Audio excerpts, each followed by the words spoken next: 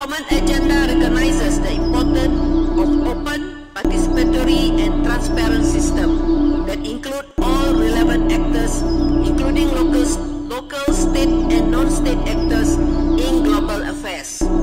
As crucial local actors, cities and local governments have the potential to translate multilateral actions into tangible change, contributing to greener, more equitable, productive and healthier human settlements. During this dialogue, Member States are encouraged to explore the 8 concrete pathways recommended in the Special Theme Report for achieving a sustainable urban future amidst multiple crises. These pathways include advancing adequate housing as a universal human right, strengthening integrated urban climate and biodiversity action, empowering cities to respond to urban crises and support national recovery efforts, increasing financing to urban development, strengthening sustainable development goals, localization and multi-level governance, promoting regional territorial cooperation, enhancing fiscal space for cities, and last but not least, engaging cities in key multilateral forums. Excellencies, distinguished delegates, before we commence today's discussions, let us recall recommended pathway and their significance in shaping our sustainable urban future. Each pathway presents unique opportunity for transformative change and requires our collective commitment and action. I encourage all participants, including Member States, to consider how this topic can be highlighted in key multilateral meetings scheduled for 2023 and 2024. In July, the High-Level Political Forum next month will review the progress of SDG 11 on sustainable cities and communities, followed by the ministerial meeting and the SDG Summit in September 2023, which will provide a platform to address gaps in global governance and strengthen multilateral system. This event will inform the Summit of the Future in September 2024. It is crucial that the voices of cities are heard throughout these processes. I urge Member States to support voluntary local reviews, VLRs, and engage with the SDG Cities Initiative. Together, let us join the World Urban Campaign and strive to improve the life of 1 billion people in 1,000 cities. To conclude, we are currently at the halfway marks towards the year 2030 and the target for achieving Sustainable Development Goal. However, their implementation faces unprecedented challenges due to recent global shocks and the triple planetary crisis. This dialogue calls upon us to identify, agree upon, and commit to transformative pathways for multilateral collaboration, multi-level governance, and financing mechanisms for urban development. By doing so, we can steer humanity and our planet away from unsustainable trajectory we are currently on. Excellencies, distinguished delegates, I am confident that today's dialogue will inspire us and accelerate action towards a sustainable future for cities and communities worldwide.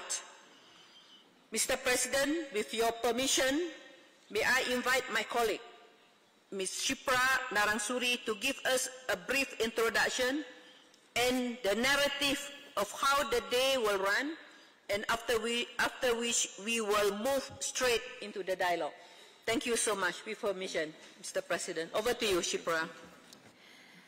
Thank you very much, Executive Director. Greetings, Mr. President. Good morning, Excellencies, distinguished delegates, and welcome to Dialogue Day. This is a much anticipated day of conversations. This is a day to discuss, explore, and dive deep into the special theme of the UN Habitat Assembly. As you know, the primary purpose of the Assembly is legislative. It is the intergovernmental space in which member states set policy directions on the theme of sustainable urbanization and provide broad guidance to UN Habitat to advance its mandate to respond to the needs of people and planet. The high-level dialogue is a unique space within this week. It is the space for member states, that is national governments, to engage with local and regional governments, civil society, academia, professionals, communities, and others, and have a free and frank exchange on what these policy directions and priorities could look like. This is the space to dive deeper into the big challenges of our time and explore the ways to address these challenges through a collaborative approach and by deploying key enablers. This is the opportunity to listen to multiple and diverse voices and gain a multi-level, multi-actor, multi-sector perspective. The dialogue is structured along the lines of the report of the Executive Director on the special themes of the United Nations Habitat Assembly, which I'm sure you are fully familiar with by now. It will comprise 4 panel discussions, as the President explained, interspersed with a series of high-level messages, keynotes, and videos. In each panel, we have time for an interactive Q&A segment, so we hope you will engage actively in the conversation today, throughout the day. So stay with us here. Without further ado, I would like to introduce our first keynote, one of the big thinkers of our age, Professor Mariana Mazzucato, who will provide us with some food for thought as we start to unpack the issues in the theme paper. Following this, we will go into the ministerial panel and then the panel on key enablers before lunch. Thank you very much and have a wonderful day. Thank you, Edie. Hello, my name is Mariana Mazzucato. I'm a professor at University College London, where I'm the founding director of the Institute for Innovation and Public Purpose. And it's really that which I want to talk about, public purpose, and what it would look like if we put housing for all at the center of a purposeful and purpose-led economy. And first, I'd like to also recognize the leadership of Maimouna Sharif, the executive director of UN Habitat, because she, myself, and Ricky Burdett were the co-chairs of the Council on Urban Initiatives, have been thinking a lot about this. I would like to now just share my screen. So here we go. Because that way I can do my short PowerPoint presentation on this theme. Just putting it on. There we go. So the right to housing, looked at through a mission-oriented approach with also a human rights perspective, is what a new paper is about, written with the Council on Urban Initiatives and co-authored between myself and Leilani Fahy, who runs a very interesting organization called The Shift, which has been thinking about a human rights approach, and my own institution thinking about a mission-oriented approach. It's really this idea that has brought us together, and it's become very useful for the Council on Urban Initiatives. And I have been really struck by how many people across the globe, including the Secretary General of the United Nations, and here you see the Deputy Secretary General, have really been calling us all out, saying we must stop just talking the talk of the Sustainable Development Goals. We must walk that talk. And there is, of course, as you know, an SDG summit this summer organized by the United Nations where this alarm bell will be called out. And what I have basically been suggesting for a long time now is that it's not a coincidence that we're not properly addressing and achieving the Sustainable Development Goals. We have actually designed our way into inertia. Within economics, at best, we talk about the role of policy as fixing market failures, filling the gap here and there. Even the concept of the public good in economics is seen as a correction for something that's not being done by the private sector. And I really truly believe that the SDGs, the 17 of them, and the 169 targets beneath them will never, ever be solved with a market fixing and filling the gap approach. And this is really what I'd like to be talking about, which is what if we took, for example, SDG 11, making cities and human settlements inclusive, safe, resilient, and sustainable, as seriously as we take wartime, right? When, unfortunately, when wars occur, we actually end up having to be quite serious about winning the war. And the first thing the governments do, for example, is redesign the tools. Think of something like procurement, right? Procurement, when it's done by the military, is never just money handed out here and there to the private sector. It's a goal-oriented and an outcomes-oriented procurement strategy. That's indeed how we got to the moon and back 50 years ago. I wrote a book about this called Mission Economy, where I argued we would have never gotten to the moon had we just used these kind of very inertial and static types of policy tools that we use today for our social problems. And so this is the idea, right? Why did we have to wait for COVID-19, for example, to have an outcomes-oriented procurement for the vaccines? And why is it that even when we had that outcomes-oriented procurement, it wasn't actually a global strategy? So we ended up with vaccine apartheid, with 80% of the vaccines being hoarded by 20% of countries. And that, of course, depends on how we organize that collective intelligence and collective collaboration to actually fuel not just investment, but that intense co-investment, sharing both risks and rewards between lots of different actors. And, sharing of knowledge, for example, is so important if we have an outcomes-oriented innovation system. So really kind of unpicking housing for all, right, SDG, and asking what it would look like to treat it as seriously in terms of that co-investment, intersectoral collaboration, clear direction by governments, and fueling bottom-up innovation in order to achieve, mission accomplished. This is a big question. And of course, to do this, we also have to first understand those deep structural drivers of the kinds of housing crises we have globally that have been fueled by rapid and unplanned urbanization, often commercialized urbanization, a financialized form of housing where we have housing really just seen as an economic asset and not a human right, which we'll come back to in a minute. We have climate change, so housing and the built environment, which are very carbon intensive, have not actually adapted in terms of the materials that are actually required to produce the homes, and really thinking of the built environment as a sustainable built environment. And of course, we have an inadequate housing supply. So in some countries, we've ended up just helping people buy homes, which then, there's not enough of. So then the prices of those homes go up, but also the level of private debt goes up, because if you are getting more and more debt in order to buy a home without your income going up, and indeed we haven't seen real incomes go up in many countries for the last 30 years, then that level of private debt proportional to disposable income rises to an unsustainable level. And this is, by the way, quite ironic that we talk so much about public debt and so little about this crisis of private debt. And if you look at the financial crisis in 2007, 2008, it was actually fueled by private debt in the housing and real estate sector. So, this is a huge problem. I wrote recently a book called Mission Economy, a Moonshot Guide to Changing Capitalism, where I argued that, again, to get out of this inertial situation in which we're in, where we go from crisis to crisis to crisis, climate crisis, health crisis, housing crisis, financial crisis, we really need to move away from this idea of the market out there that just needs to be fixed towards a very different approach, which is about market shaping and the co-creation of markets and economies that are truly inclusive and sustainable.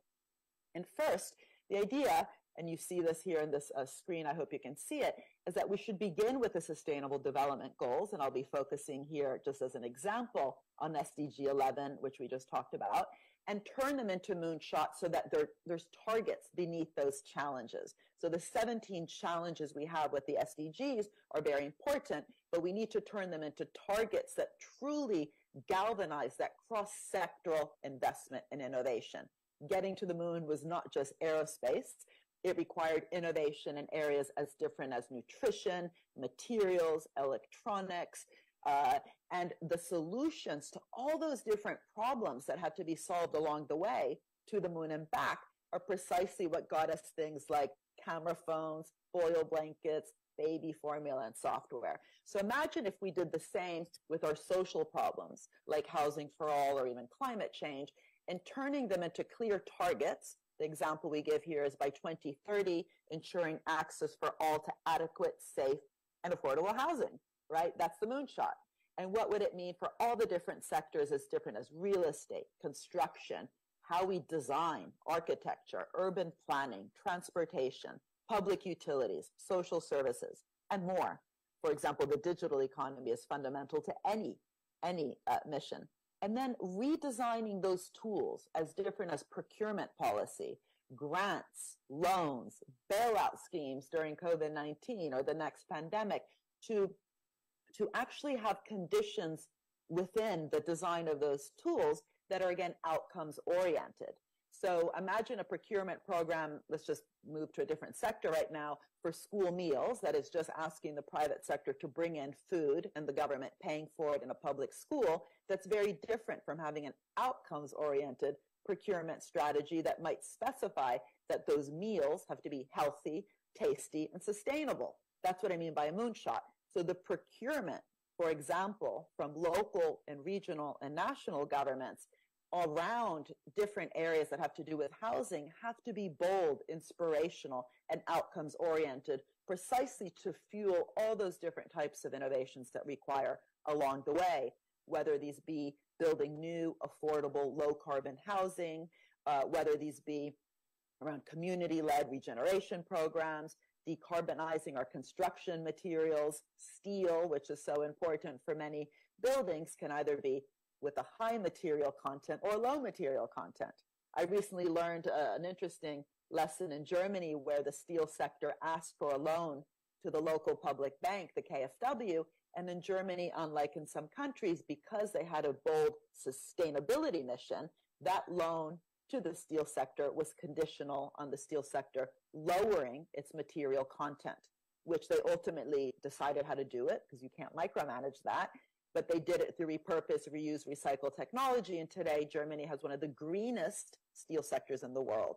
So you see where I'm getting at, that this isn't just about talking the talk of stakeholder value or purpose, but transforming the instruments we have, whether they be through a development bank or the design of a procurement strategy, to really crowd in all those different innovations we require for something as bold as this targeted 11th SDG around making sure that we actually have access for all, not just some, to safe, affordable, and sustainable housing. And what I've learned a lot also from my a good friend, Leilani Farhi, is that, you know, in order for this also to have a legal structure, we should really benefit from a human rights approach. So even though what you see there in the middle, the challenge, the mission, the different sectors, and the bottom-up projects are what we in my institute talk about in terms of a mission-oriented investment plan, along the way, we need to make sure that the how it's done, how all the relationships are structured, are actually driven by certain types of principles around our human rights. Because, of course, there we have obligations. It's a legal framework.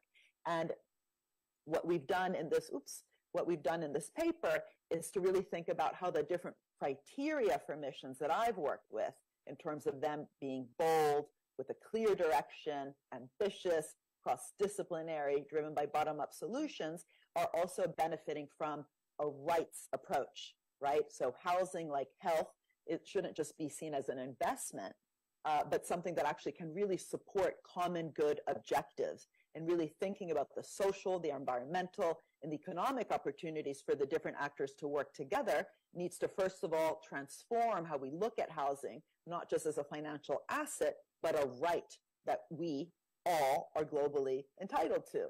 And then the way that governments then regulate and foster that symbiotic and not a parasitic relationship between public and private actors can really benefit from this human rights approach. So the characteristics of the right to housing have to do with affordability, of course, with habitability. So housing must be kept in good repair, providing inhabitants with adequate space and protecting them from different types of toxic elements, structural hazards, and so on. The location, of course, matters because it must be located within the reach of vital amenities and sources of livelihoods. Accessibility, so adequate housing must, of course, be sustainable and fully accessible for those who need it, in particular those who are the most vulnerable and marginalized. Availability of services, material, facilities, and infrastructure. Security of tenure is so important, so people don't feel insecure. They might have good housing just for a short while. That's not going to help you plan. Sustainability, low or zero emissions housing that is built with regenerative and sustainable materials and that adequately protects against climate-related disasters and weather, incredibly important today. And of course, cultural adequacy. Housing through its construction methods and materials should enable residents to express their own cultural identity. So this is just an example of the different rights approach and principles that can be thought of along the way towards actually thinking about such an important mission like Housing for All. And the right to housing framework has to do with committing to a housing mission, right? So, and also that might be interpreted locally in different ways. The work I've recently been doing in Camden in London, for example, has to do with bringing different stakeholders to the table to think about what sustainable and inclusive housing even looks like, shaping the housing market, not just tinkering and fixing it, building an entrepreneurial state. This, of course, is a word that I put as my book title 10 years ago, the entrepreneurial state as a state that is mission-oriented and can work in a dynamic, symbiotic way with different actors, forging public-private partnerships for the common good as an objective, not just a correction, which is how economists unfortunately see things.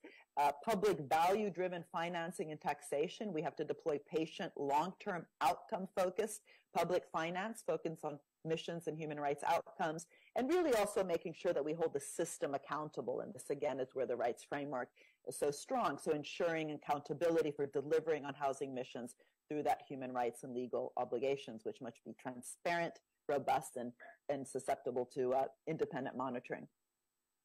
And really also going beyond housing, the right to housing mission is just a microcosm of the type of coordinated action that's needed to reach all the SDGs. Again, why do we do it when it's kind of too late during a COVID pandemic when millions of people are dying, to have an outcomes orientation, or in war, which is a negative thing? We shouldn't have wars. But when we do have wars, the military doesn't just put money in the system. They think very clearly what's required to win. And what does it mean to win on social rights? What does it mean to take these things seriously, to put them at the heart of an investment program, an industrial strategy, instead of the usual where we have housing and care on one side of the economy, and then we talk about innovation and wealth creation somewhere else. So really, this is what I'd like to put across, that we need to bring the ambitious Housing for All mission to the center of the economy by rethinking value, rethinking markets, rethinking organizational capabilities, something I'm very attentive to. I've just written a book called The Big Con, how we've managed to consultify our governments instead of investing within the capabilities of our civil servants. So organizational capabilities in both public and private sectors, outcomes-based finance, pre-distributive relationships, so the actors are working well together ex ante instead of having to pick up the mess ex post, partnering through purpose and walking the talk of stakeholder value.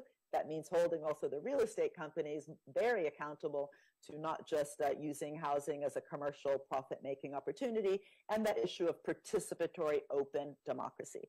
I think this is incredibly important for thinking about how to bring actors on the ground in our cities, the people who live in social housing, resident associations, citizen assemblies to the table to think about this very ambitious goal. Thank you so much.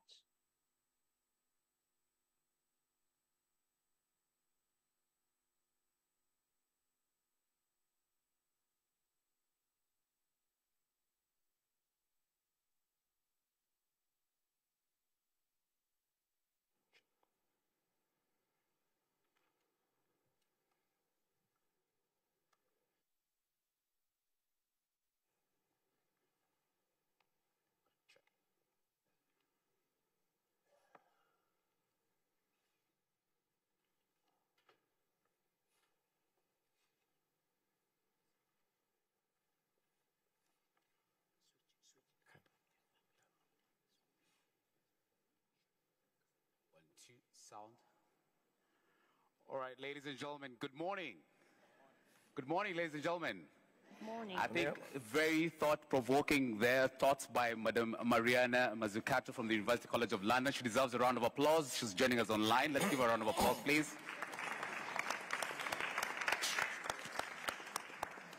As our Executive Director also exits the stage, we'd like to appreciate her together with our President. Another round of applause, please, as they leave for the panel presentation.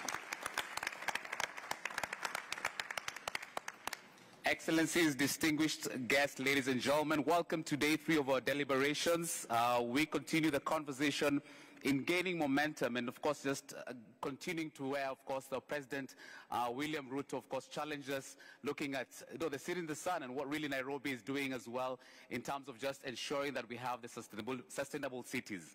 Now, in Africa, we have a saying that, yes, we have challenges, but we also look at challenges as opportunities and seeing how we can build resilience in these challenges. And indeed, being here in Nairobi and, of course, learning from the rest of the world, it's indeed a pleasure that I'll be hosting a panel that will have high-level ministers from China, Colombia, Malawi, and Poland to just get how have they managed the challenges and turn them to opportunities. Ladies and gentlemen, our panel will be as brief as possible. We'll have intervention from the ministers for about 5 minutes, after which we'll have a bit of a Q&A, and then I'll open it up to you for a question and answer session, which I can ask that you prepare now so that when I pose the question to you, we can do it in the most seamless and quickest way possible. My name is Laban Cliff, a very passionate journalist, and I look forward to an engaging session with you all. Thank you so much for being here. A round of applause to you all for coming as well.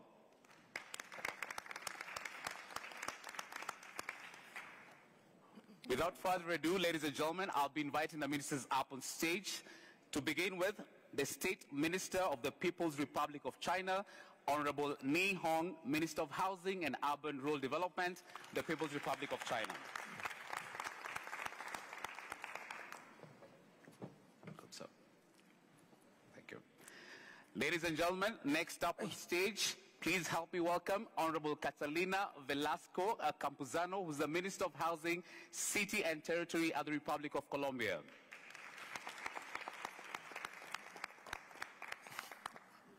Hello, thank you very much. Welcome. Welcome. Ladies and gentlemen, next up on stage, please help me welcome Honorable Richard Chimwendo Banda, who's the Minister for Local Government, Unity and Culture of the Republic of Malawi.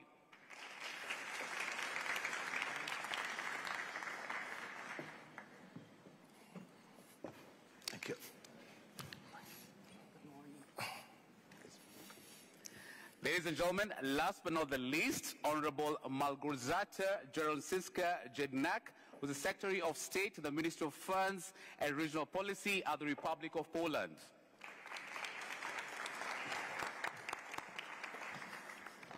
It's not sweet. Hello. Welcome. Ladies and gentlemen, we're now set to begin with the ministerial interventions, and for now, we'll start with the Honorable Minister from the People's Republic of China, that's Honorable Hong Ni, to begin his statement.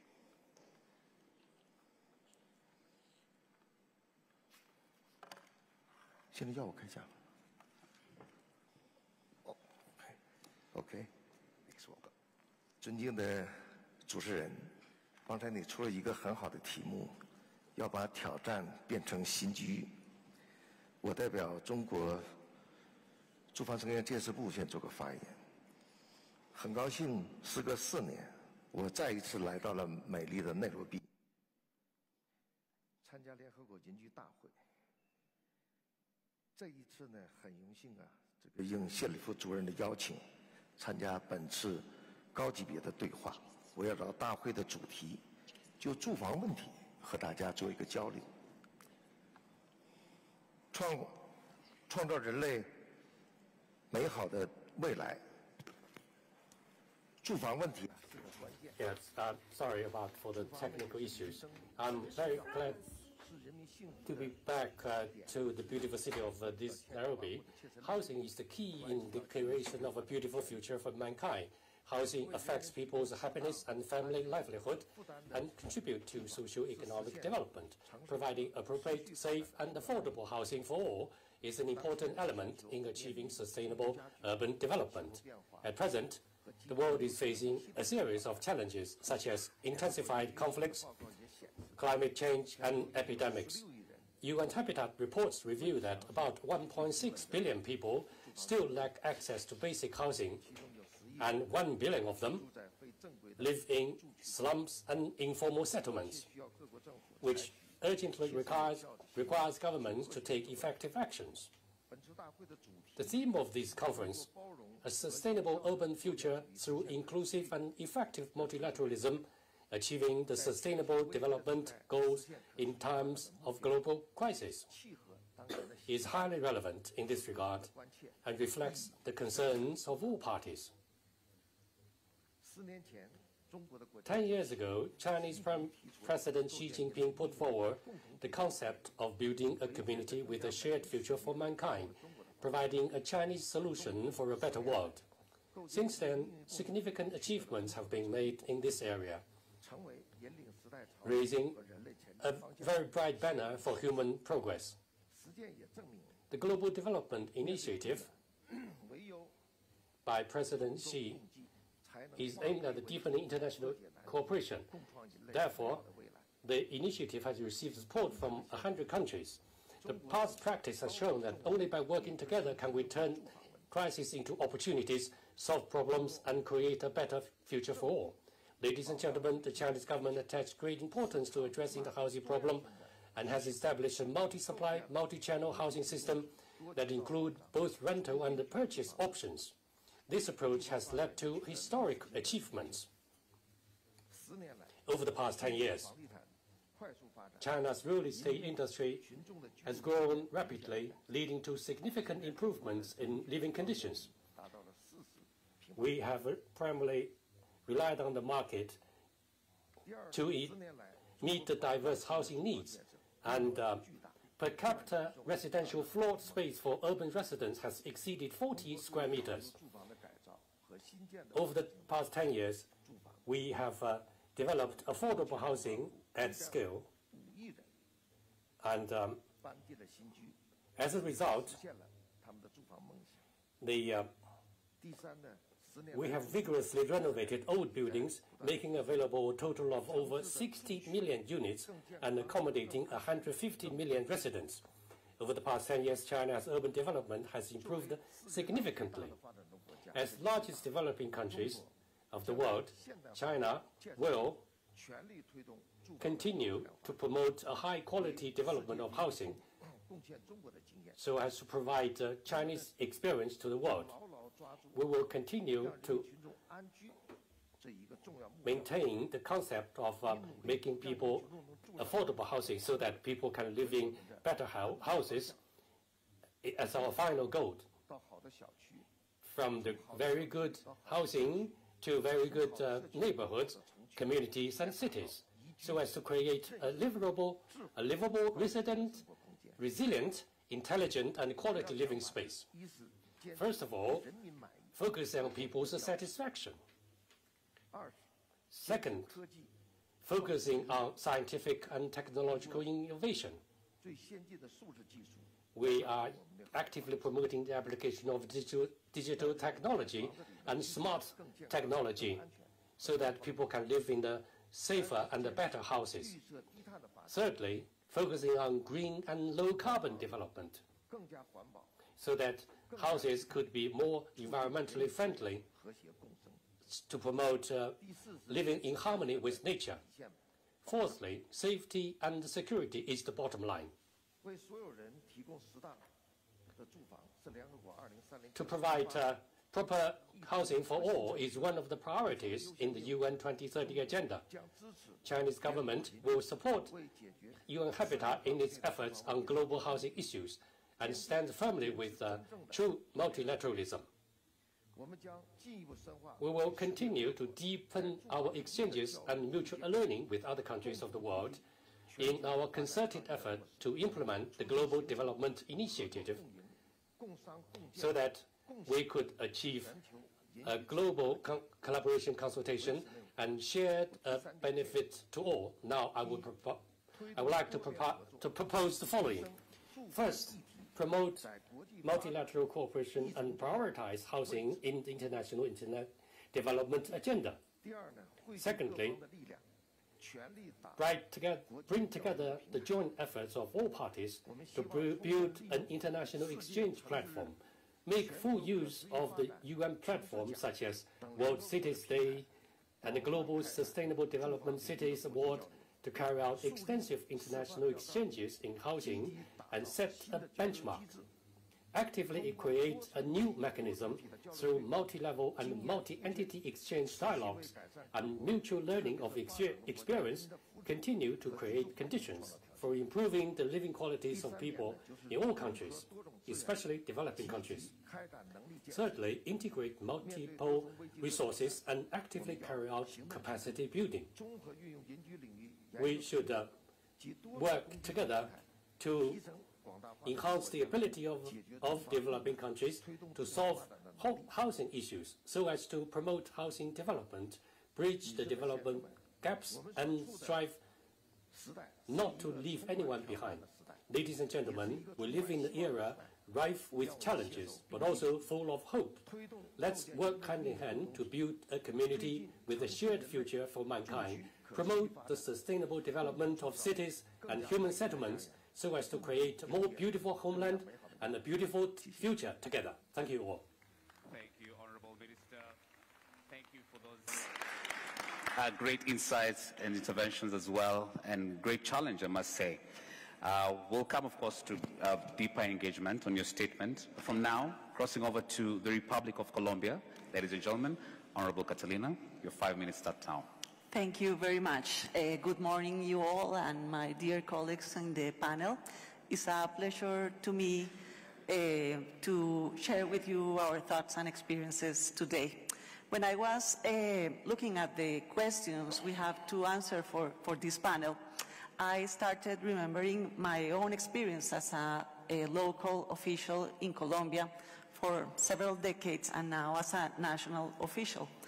And maybe what I have thought that is the main challenge we have in Colombia and also in Latin America is that in terms of housing and urban issues, we have to deal with different problems from different centuries. And I want to elaborate on that idea. We have to solve poverty that maybe is the problem of the 19th century in developed countries. We have been talking all these days about upgrading informal settlements, and we have a huge problem in Colombia and in Latin America in that sense. We have to solve the problems of the 20th century. I think technology is a situation that years ago have been evolving around the world. We can see urban transportation, we can see, for instance, sanitation and waste management, energy. Those are issues that other societies have been working on for several decades already. And at present, we have to solve the problems of climate change. Maybe that's the main difficulty humankind faces. We have been talking about this all years. So in developing countries as mine, Colombia, we have the three problems at the same time: poverty, technology, climate change. All this comes around financing, all this comes around social uprising that we face every day in every one of our societies. So this is the main challenge we have to face. We are also facing blurring borders. Maybe today we do not differentiate as easily as before the urban and the rural. That's an issue we've been talking about, we've been dealing in the last years, and is one of our most interesting questions to solve. And of course, the linkage between the urban and the environmental issues. Maybe all of you, as we do, you have a very kind confrontation with your colleagues in the environmental areas, because of course there are different interests and different needs, but we now have to work together in those areas to really solve the problems we face. So that's my experience in Colombia and in Latin America, and why I'm talking about Latin America, because the issue of this conversation is multilateralism. Sure. And we in Latin America, and I would like to share this with pride. We have MINURBI. MINURBI is the organization of ministers of housing and urban issues that has been working for a couple decades already. And of course, we have changes in our governments, but we have managed to continue the discussion of MINURBI throughout the years, and that's very, very interesting.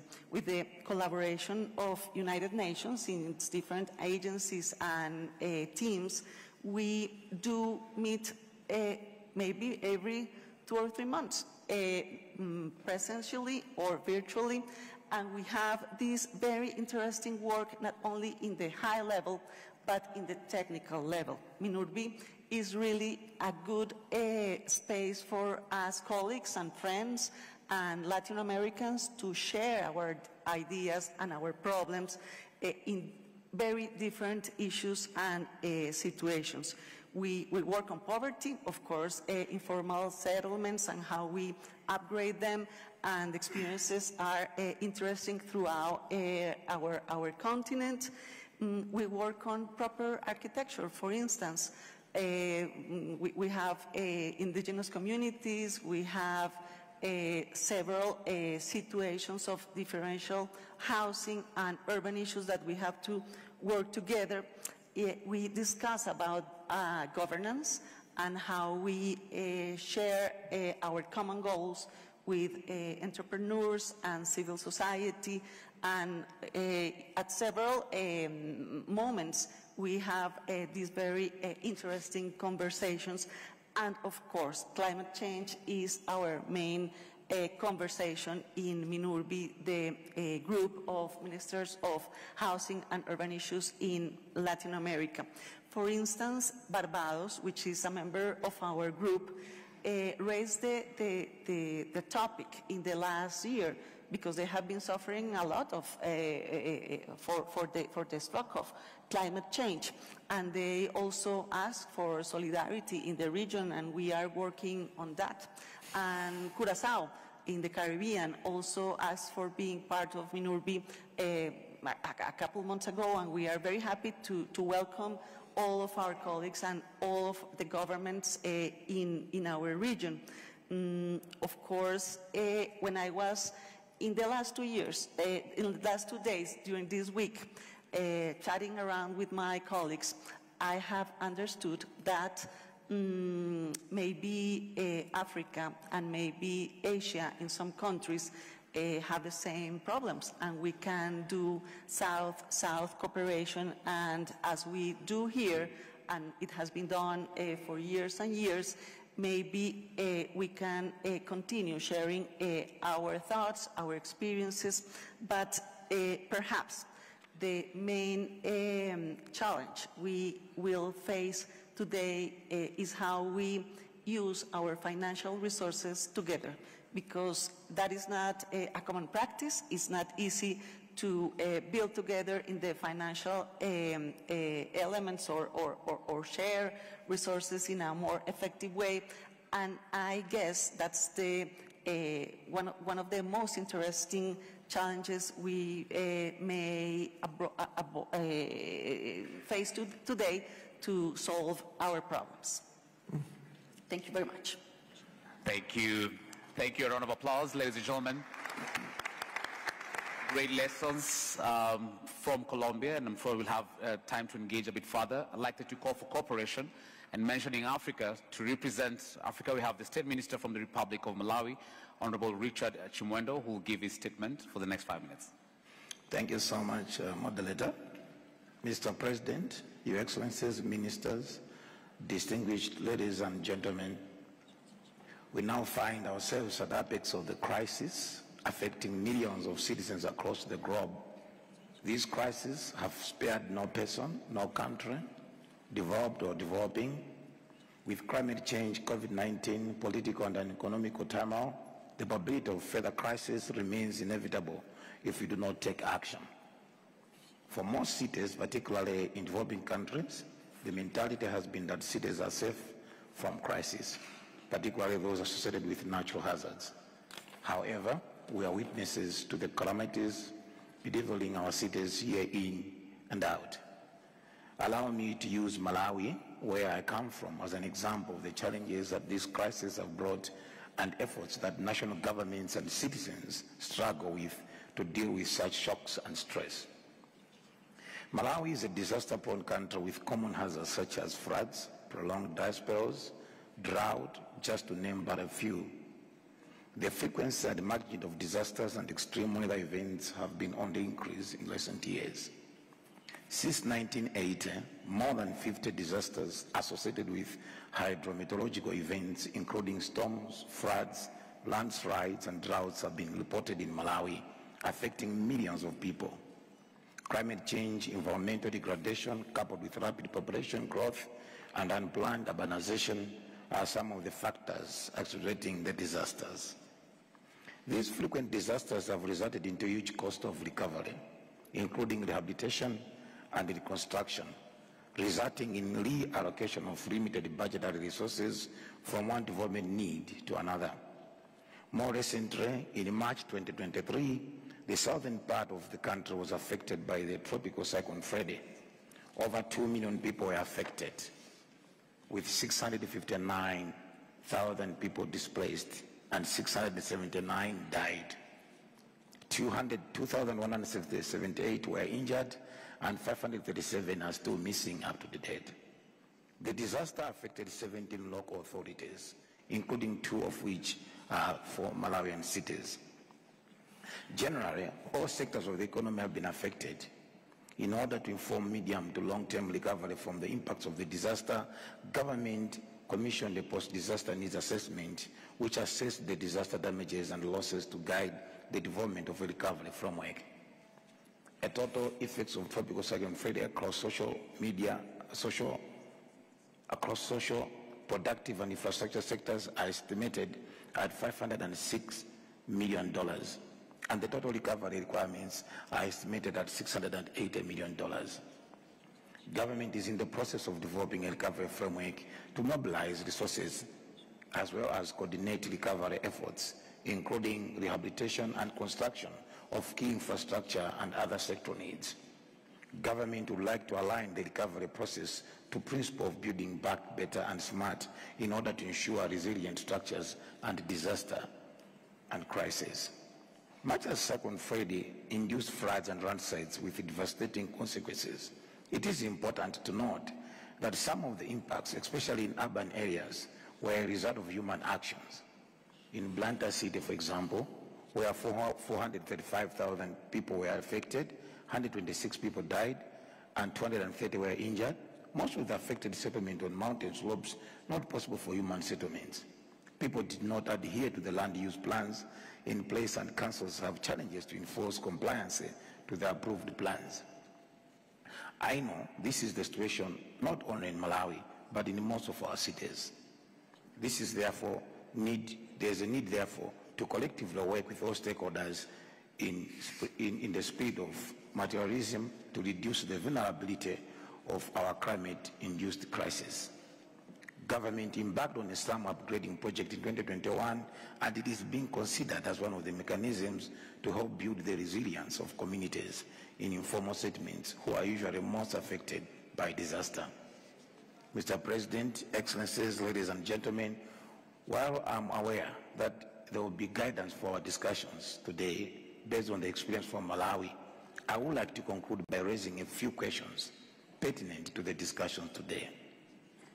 The first question is, how do we ensure that our governments put in more efforts in ensuring that our cities, where we are now seeing a higher number of crises occurring, are prepared, protected, and resilient? Secondly, what combination of financing mechanisms and systems do we put in place to ensure effective response recovery and resilient building to manage the crisis? And thirdly, what policy and legislative changes do we have to make as governments to ensure that not only are we able to manage crises, but build the resilience of our regions, countries, and our people?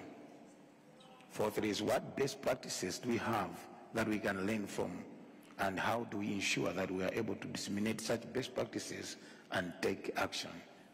And lastly, how do we ensure that the urban poor have access to land and affordable housing and adhere to land use plans so that we can reduce the vulnerability of these disasters.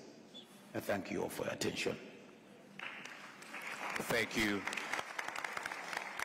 Thank you, Honorable Minister. Ladies and gentlemen, we now cross over to the Republic of Poland, where we'll hear from Madam Honorable Malgorzata. Thank you very much. First of all, I would like to thank you for giving us a possibility to share our experience here.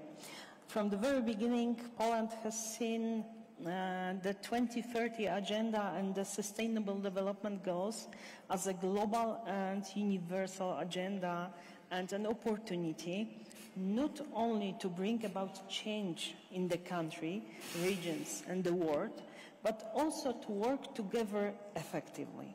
As the international community as a whole, we are still far from being fully successful on many SDGs. Situation of the last 3 years, the COVID-19 pandemic and the war in Ukraine has shown how important it is to react and adopt quickly to changing realities. It's especially important for cities to build their resilience for different threats. Last year, the Polish government adopted the National Urban Policy 2030, which was presented at the World Urban Forum in Katowice last year. This document programs the development of Polish cities and integrates various stakeholders for sustainable urban development. It does promote an integrated and multi-level approach to urban policy. It seems that the horizontal principles of urban policy implementation are nowadays becoming more and more important. We consider the following rules, elements, should be taken into consideration in a special manner while implementation urban policy. First, it's the comprehensiveness and integrations in implementation of urban activities and functional planning. The integrated territorial approach in the urban development policy refers to functional areas, not only administrative ones. It means the necessity of implementing projects in the coordinated and complementary manner which allows for strategies. Second element is making of urban greener, one of the cross-sectoral priorities in national urban policy, since it has a very beneficial impact on the quality of life of inhabitants. Third rule is aimed at facilitating and making accessible life for everyone, especially persons with disabilities and seniors. Accessibility means removing existing mental and physical barriers by integration, reasonable organization and functional improvements. And finally, fourth element is the promotion of civic engagement, circular economy and partnership.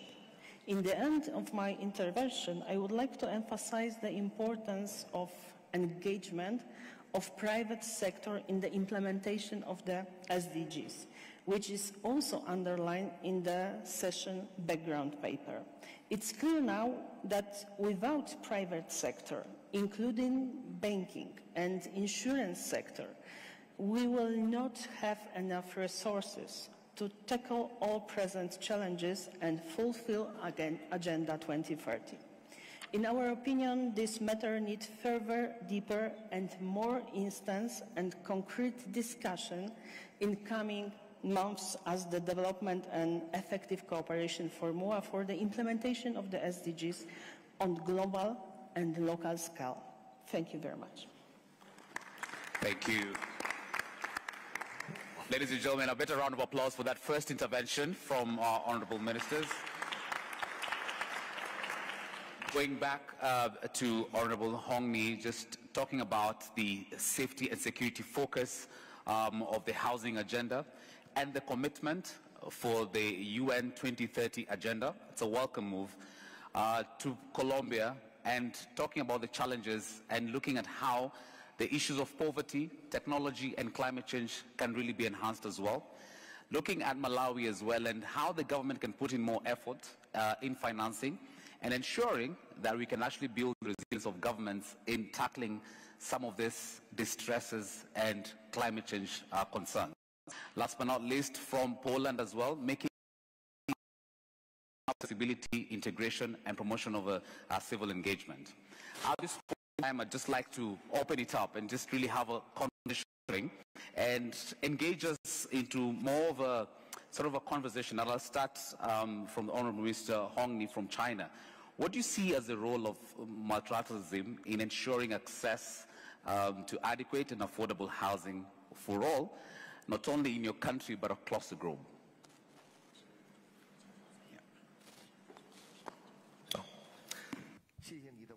Thank you very much for your question.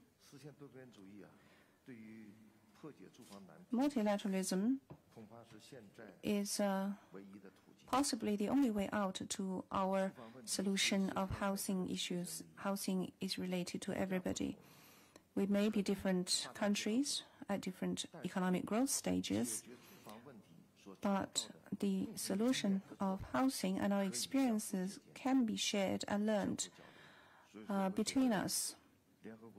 I believe UN Habitat and the new urban agenda is a model for multilateral collaboration, particularly the flagship project and the Sustainable Urban Awards are important instruments for sharing best practices in cities around the world.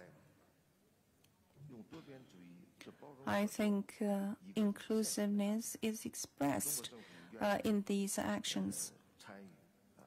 The Chinese government is ready to participate in these efforts of UN Habitat, and we are most happy to share our experiences with other people and countries.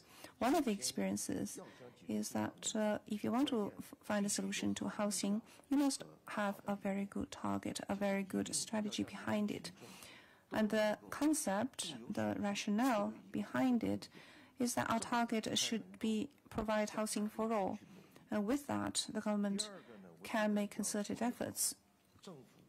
Second, we must balance the relationship between government and the private sector, and that is we have to have a balance between having a stable life and running good businesses, and that is the good development between urban and rural areas. Third, we must use modern technology so that modern technology could contribute to a better life. For instance, for new houses, we have to build them as green, low-carbon buildings by using the appropriate material. And in using these buildings, we must follow a green and low-carbon lifestyle. These are some things we must pay attention to as we go ahead. Houses also have their lifestyle. Renovation and upgrading of old housing is important. We also must provide adequate and appropriate housing for the elderly so that they can live a happier and more convenient life. We must look into the local realities to find a solution. At each locality, we believe with the help of UN Habitat and with our concerted efforts, we will be able to find a solution, particularly towards 2030. Thank you very much. Thank you, Honorable Minister Hong Ni. I draw a lot of inspiration mentioning the conversation between the government and the private sector, and indeed the next panel will expound deeper on this and seeing how that is really a critical force that can be enhanced. Honorable Catalina, in your opening statement, you brought in the idea of actually seeing how, there can be a South-South cooperation as well. You mentioned about, Africa, you mentioned about Asia, and you mentioned about, of course, the Latin side as well. I'd like to expound a bit deeper on that and seeing what do you see as the most important factor in building climate resilience across the urban-rural continent, and what can actually be improved going forward? Well, thank you very much. Well, as we have been talking all week and maybe for several decades, climate crisis is the most important challenge we have as humanity. I think that there are two articulated components. Multilateralism, that is the articulation of nations, of course, sharing thoughts, sharing experiences, and sharing resources, of course. But there's something else that I would like to share or to point out, is what's the role of local governments and national governments, because this is like a vertical and an horizontal articulation that we have to understand to be able to solve the climate crisis situation. We understand that, of course, is the local government who faces the problem and the crisis and the lack of resources and the lack of understanding. So how can we, through multilateralism, go deep in the local issues to share knowledge, understanding, and resources? And I think that one of the most important discussions we have to have in multilateralism, because we all have agreed about the common goals. It's a global agreement. We've been working on that for a long time, but we have to start agreeing maybe in the diversity of the ways of solving the problems, but of course the main challenge we'll have is hands-on action, because sometimes the ideas are well discussed, but the way to solve the problems, we have to continue working on that. Thank you, Honorable Catalina, as well. Honorable Richard, it's by no means that Malawi went through a disturbing crisis, I must say. In your statement, you mentioned about the local government approach in seeing how such climate crisis can actually be tackled. I'd like to engage you further on that conversation, where looking at local governments and how they can actually be enabled to accelerate the progress in achieving the sustainable cities, communities, and even nations. And while you're at it, if you can just expand on, is there a role for international cooperation as well between your government and international partners? Thank you so much. You see, the challenges we are facing as countries, they are multi-sectoral. We have a situation where all sectors within our countries are affected. For instance, what we went through in Malawi, the Cyclone Freddy, after affecting 17 councils out of 28 councils, everything stopped in our country. We lost lives, livelihood was lost. At that particular time, each and every sector was supposed to be involved, and that's what happened. So to tackle this crisis, we need to have collaborative efforts within the governance system of our governments, but also we must be mindful that these challenges that we're facing, more especially the climate change brought-up challenges, requires multi-country approach, requires collaborative efforts across countries. I'll give an example of one city, Blantyre, which was affected, and we lost 126 people within a day. That required support from all councils, all cities across. And this did not only affect Malawi, by the way, it also affected Mozambique. And in terms of having proper means of addressing these challenges, I would suggest that much as the next panel will be talking about financing, there must be collaborative efforts, UN Habitat and others, to support proper financing for developing countries.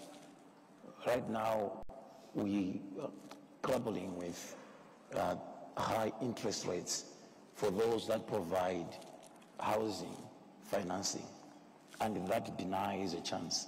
I remember listening to the professor this morning who talked about housing as a right, not necessarily just an investment. For us to provide that to our people, our cities, our growing cities, we seriously need to think about how effective our financing should be. We're talking about actions. So developing countries like Malawi and most of those developing countries in the south requires proper financing with low interest rates so that we achieve the right to housing as a right for everyone, not necessarily those that have resources. But in countries and governments, we need to scale out collaboration and allow effective urban planning that involves everyone. And areas that requires country to country or continent to continent support, we need to design proper methodology of reaching out at war as we target 2030, that housing for all. That we must not leave any country behind, despite the challenges that we have. I like what China said, that we have different levels of our economies. Malawi, for instance, may not be compared to China today. But if collaborative efforts or interglobal efforts are done in consideration of other countries that are left behind, then we should be able to achieve the Sustainable Development Goal. Thank you, Honorable Minister. Honorable Margrizata, where do you see and what actually is the role of regional institutions, and particularly in policy making and addressing the urban challenges? And are there any specific urban crises where regional policies and institutions are particularly important? Thank you very much for that question. Generally, regional institutions and policies are integral elements to conduct effective urban policy. This is because it concerns key development policies from transportation, environmental protection, energy, climate policies, investment, and many others issues.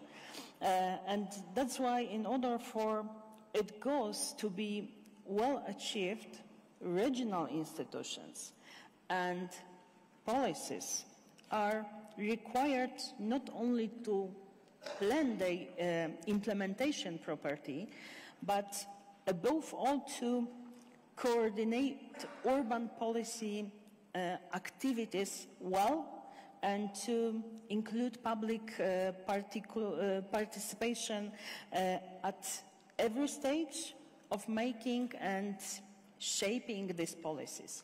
In Poland, we are very much focused on dialogue and a partnership bottom-up approach.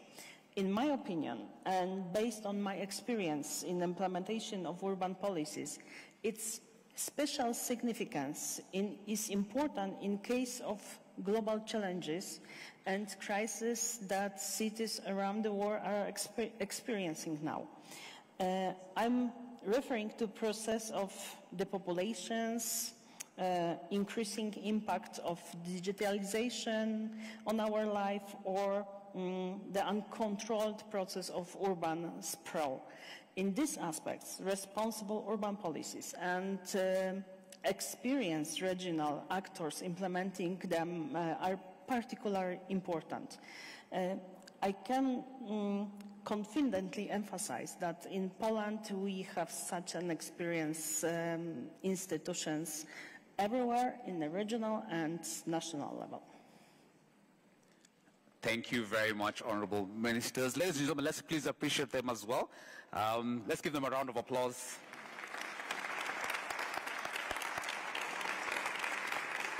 I am only standing, of course, just to make sure I have a vantage view of the audience, because now we're opening up for a question and answer session. I know we are out of time, and as we mentioned as well, this panel leads up to the next panel where we look at more partnerships, looking at how the private sector can involved, and also just, talking about the issue of financing. At this point in time, I'd like you to pose questions to the honorable ministers. It's going to be very simple. You just press the buzzer right in front for you to speak, after which I'll give it up to them to kind of wrap it up in just about 3 minutes each. Honorable ministers, if you allow that, please. I'm going to start from my left just to see any hand, and I'll just point at you. And if there are not questions from this side, I'll move right to the middle. And I can see a hand raised just on that side. Please go ahead, sir, to your question, please. Or comments as well. Thank you very much, Honorable Chair. Very much grateful and delighted to have the panelists, whether they are from the Chinese, Colombia, Malawi, and Poland, for our very succinct deliberation this morning. We thank you so much for your care for humanity to the UN Habitat. And first of all, I want to commend... Sorry, you could please introduce yourself, please. Sorry, I am Honorable Sheriff Abasanyam, the Minister for Lands from the Republic of the Gambia. We cherish the partnership and support from the Chinese government, but again, we want to find out this method of strategy you have in place through the multilateral or bilateral relationship to support the least developing countries, specifically the Gambia, through the UN Habitat or direct relationship in terms of this housing situation. And again, to the Colombian embassy, we would want the partnership, South-South cooperation you've talked about. We want to have the audience and the meeting where we can discuss more on the South-South cooperation. I think it's essential for the South cooperations to come in effect in terms of relationship, training, change of technology, etc., etc. I think this will be a vital component of our relationship and the development of humanity in general. Thank you so much. Thank you, Honorable Abasajo, as well, from Gambia. Appreciate your interventions. I think you'll wrap it up in the closing remark. Let me see another hand. Okay, there being no other questions from the middle side. On my right, any questions for our panelists and honorable ministers?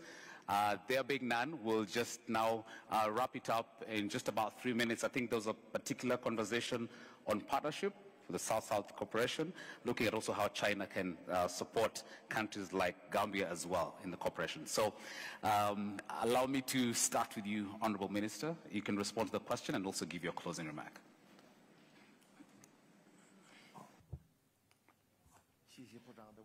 Thank you for your question.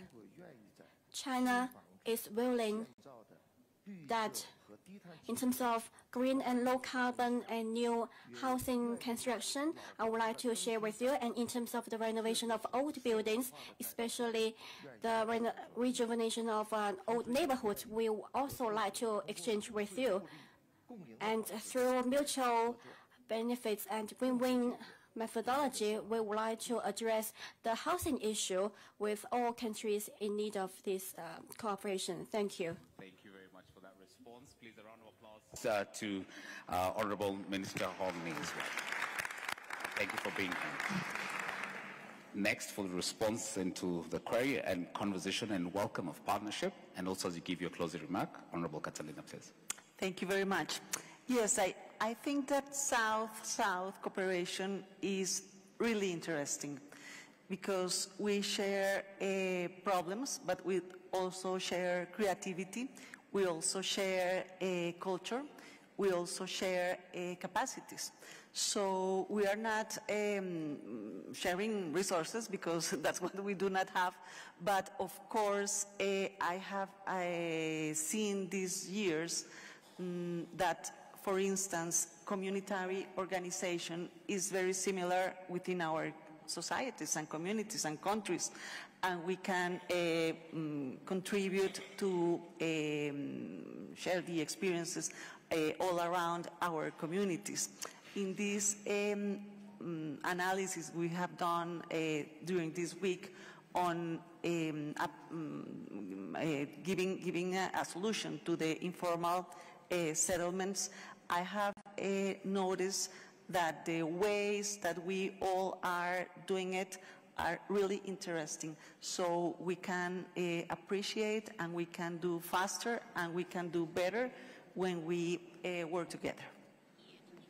We can do better when we work together. That's a nice place to end it. A round of applause, please, to the Honorable Minister. Honorable Richard, over to you for your closing remarks as well. Thank you. What an opportunity to share on behalf of most of the developing countries, especially in Africa, considering the effects of climate change and also the motion of climate justice where most of the vulnerability is happening in developing countries, and there must be climate justice. I would like to urge and ask UN Habitat for the good law that they're doing to continuously consider coming up with means and ways on how poor countries can access cheap financing so that we achieve together the sustainable development goal of leaving no one behind, because poor countries may not be able to access financing like any other. And if it comes from UN Habitat and others, that would be the best way to go so that no one is left behind. And lastly, just to emphasize that this should be done as we consider that housing is a right, not an investment. Thank you.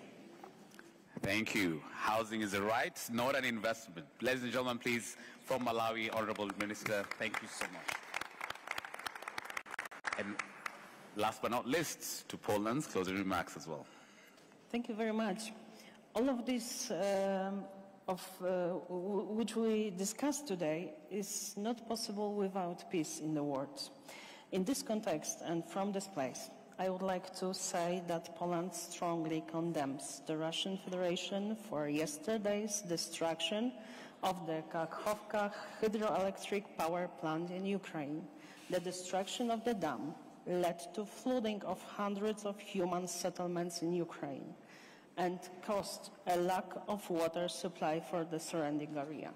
This terroristic act is considered as yet another direct attack on civilian population of Ukraine. Thank you very much.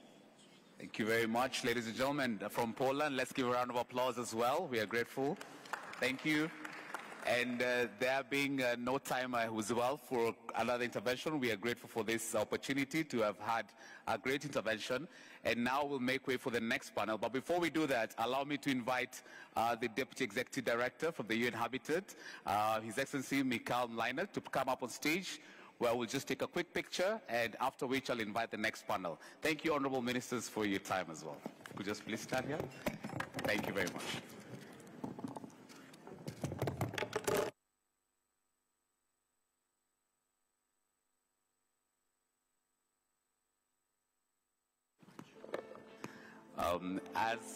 Okay, should you just pause for a picture, please?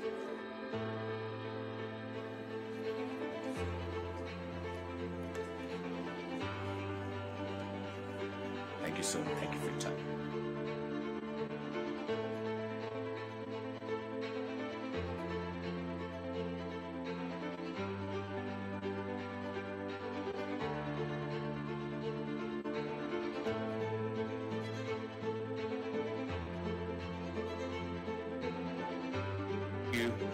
Ladies and gentlemen, thank you, honorable ministers. It's now my absolute pleasure, ladies and gentlemen, to now invite my colleague journalists as well to come up for the next presentation. Thank you. Appreciate it. Thank you.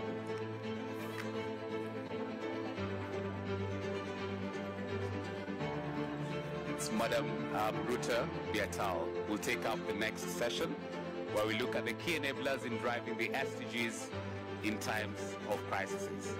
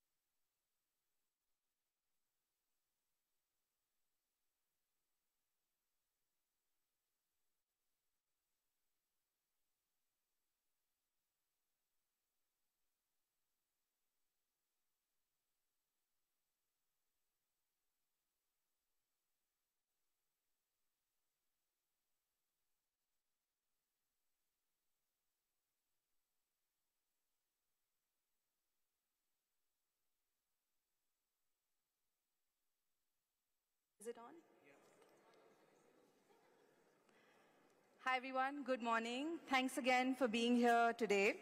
We've just heard from a distinguished panel of ministers on what it'll take to really look at this crisis that we're in the face of. This next panel will deal with the key enablers driving the SDGs in the time of crisis. I'm Amrita Batnal and I'm your moderator for this session. I'm an inclusive economies editor at Context from the Thomson Reuters Foundation, and we're very glad to be here today as media partners for this assembly. At Context, we really look at the crises that are facing us more as opportunities to bring people together than just challenges. And that is why this next panel is exciting for me to be a part of. We're going to be hearing from a diverse set of stakeholders who are knee-deep in solving these problems on a day-to-day basis. So without further ado, I'd love to invite my panelists on stage. We have Honorable Nakor Ming, the Minister of Local Government Development from Malaysia. Please welcome the Minister on stage. Next, we have Honorable Emil Estilano Dardak, the Vice Governor of East Java Province from Indonesia. Please welcome the Governor on stage. To bring the finance perspective, we have Professor Banji, the Senior Special Advisor on Industrialization at the African Development Bank. Professor Banji, we'd love to have you on stage. While we wait for Professor Banji, I'd love to welcome from the private sector, Ms. Diane Hoskins, who's the co-CEO of Gensler.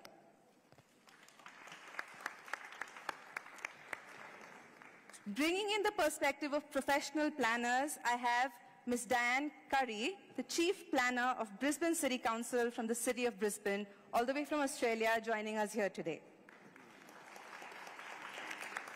And last but not the least, we've got Mr. Fayaz King, the Special Advisor from the Office of the UN Secretary General Envoy on Technology, talking about innovation and digital transformation. Thank you so much. We'll begin the first part of this panel, which is essentially going to be the panelists making their statements, but with one sort of key question on my end.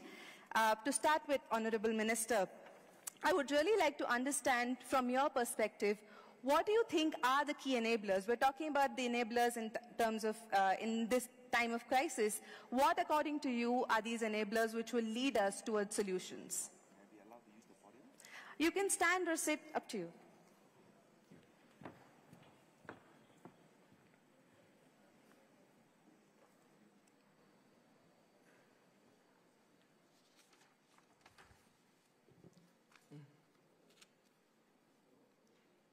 Madam Chair, Excellencies, distinguished delegates, ladies and gentlemen. To answer the question, let me begin to say that today we are at a critical juncture and midway to 2030. The climate crisis, COVID-19 pandemic, and increased number of conflicts around the world have a significant impact on the implementation of the 17 Sustainable Development Goals agreed by the United Nations. Accelerated pathway with new transformative and effective enablers to achieve the goal is vital. And most importantly, there must be stronger and united commitment by all stakeholders to implement the SDGs at all levels of society. On this note, I reaffirm that Malaysia is fully committed to implement the new urban agenda and achieve the Sustainable Development Goals. And I would like to highlight 4 key points that are critical to drive the success of the SDGs. First, aligning policies with clear direction and strategic planning. Achieving SDGs and the transformation required hinges on effective national policies. National development plans play a critical role as they are the center of the policy-making process. And policy integration is crucial to ensure capacity, consistency, coordination, and collaboration among implementing agencies and stakeholders. Ladies and gentlemen, Malaysia's SDG implementation is foremost aligned with the nation's 5-year National Development Plan. This also underlines our government's development budget for the nation. Our current 12 Malaysia plan has 4 key measures to develop SDGs, sustainable cities and communities. First, promote effective urban planning and governance. Second, foster sustainable urban economy. Third, prioritize green and resilient urban development. And fourth, build sustainable urban society. Malaysia's national urbanization policy sets the urban sector to be the driver for the nation's economic growth through a systematic and planned urbanization process. Today, this policy embedded the new urgent agenda as SDGs to provide a common goal in transforming cities to be sustainable, livable, productive, inclusive, and resilient as our city continues to face new challenges. In managing climate change, Malaysia is making progress through a resource-efficient and climate-resilient development model. Our national climate change policy emphasizes on shared responsibility with commitments at all levels of government and civil society to address adaptation and mitigation measures. Circular economy and decarbonization are high on our agenda, with efforts to manage waste holistically, create green markets, encourage renewable energy, and invest in green technology. Climate Change Act in Malaysia will soon be formulated and is expected to be enforced in 2 years' time. Excellencies, second is good governance. To accelerate the implementation of SDGs, Malaysia has established a multi-stakeholder participatory governance structure held by the National SDG Council, chaired by our Prime Minister Anwar Ibrahim and attended by all heads of states and cabinet ministers. The SDG National Council play an important role in setting the national agenda and providing direction for SDG implementation in the country. It is supported by an SDG steering committee, technical committee, and 7 working committees from various stakeholders, including participation by private sectors and civil society. Third, data and information. To disseminate and share data related to SDG, Malaysia has launched the National SDG Progress Monitoring System, SDG Dashboard, in March 2019.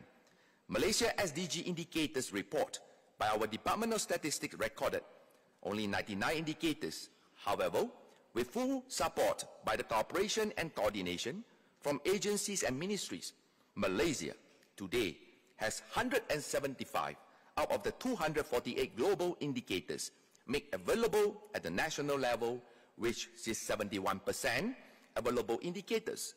With better level of indicators availability at the national level, we now embark on obtaining granular data at the local level. And to date, an addition of 18 new indicators has been obtained to measure and monitor the SDGs at the district level. That's why we say data is gold. Having said that, data has helped us monitor how the COVID-19 pandemic has reversed Malaysia's gain in SDG progress earlier and has further exacerbated existing social and economic inequalities. Out of the 146 indicators available in 2020, 49 has improved, 34 have not changed, 41 have decreased. These setbacks have made Malaysia more committed to gaining and improving its SDG achievement as we battle to recover from the crisis, adapt and mitigate the impact of climate change, which has affected our people's livelihood. Last but not least is funding. It's well noted that we have a financing gap to mobilize the SDGs. Apart from aligning the SDGs to our 5-year national development budget, despite being a developing country, Malaysia has set up a My SDG Trust Fund with a fund allocation of US $3.6 million. The fund is a partnership between My SDG Foundation, the United Nations in Malaysia, and supported by the Ministry of Finance. The fund supports projects that target people and communities who are at risk of being left behind. It encourages partnership and collaboration across all sectors of society to ensure sustainable development benefits everyone. By focusing on local efforts, the fund aims to improve life of the people in different areas and groups, contributing to overall SDG progress in Malaysia. Excellencies, distinguished delegates, I believe there are other critical enablers needed to drive the SDG. However, it is important to prioritize and work diligently towards addressing local challenges. Once again, the Malaysian government is committed to seeing through this quest, and we believe that concerted and collaborative efforts need to be scaled up to achieve our goals. Always remember, we are stronger together. Thank you.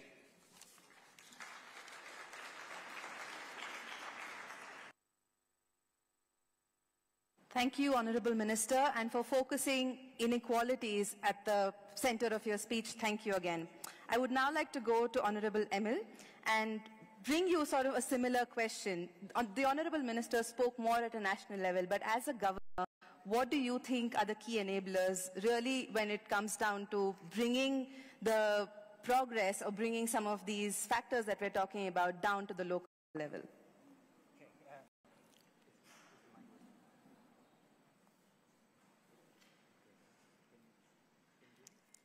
Got to switch it on.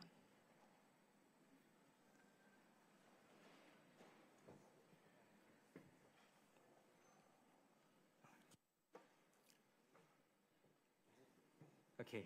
All right. Thank you very much, Moderator.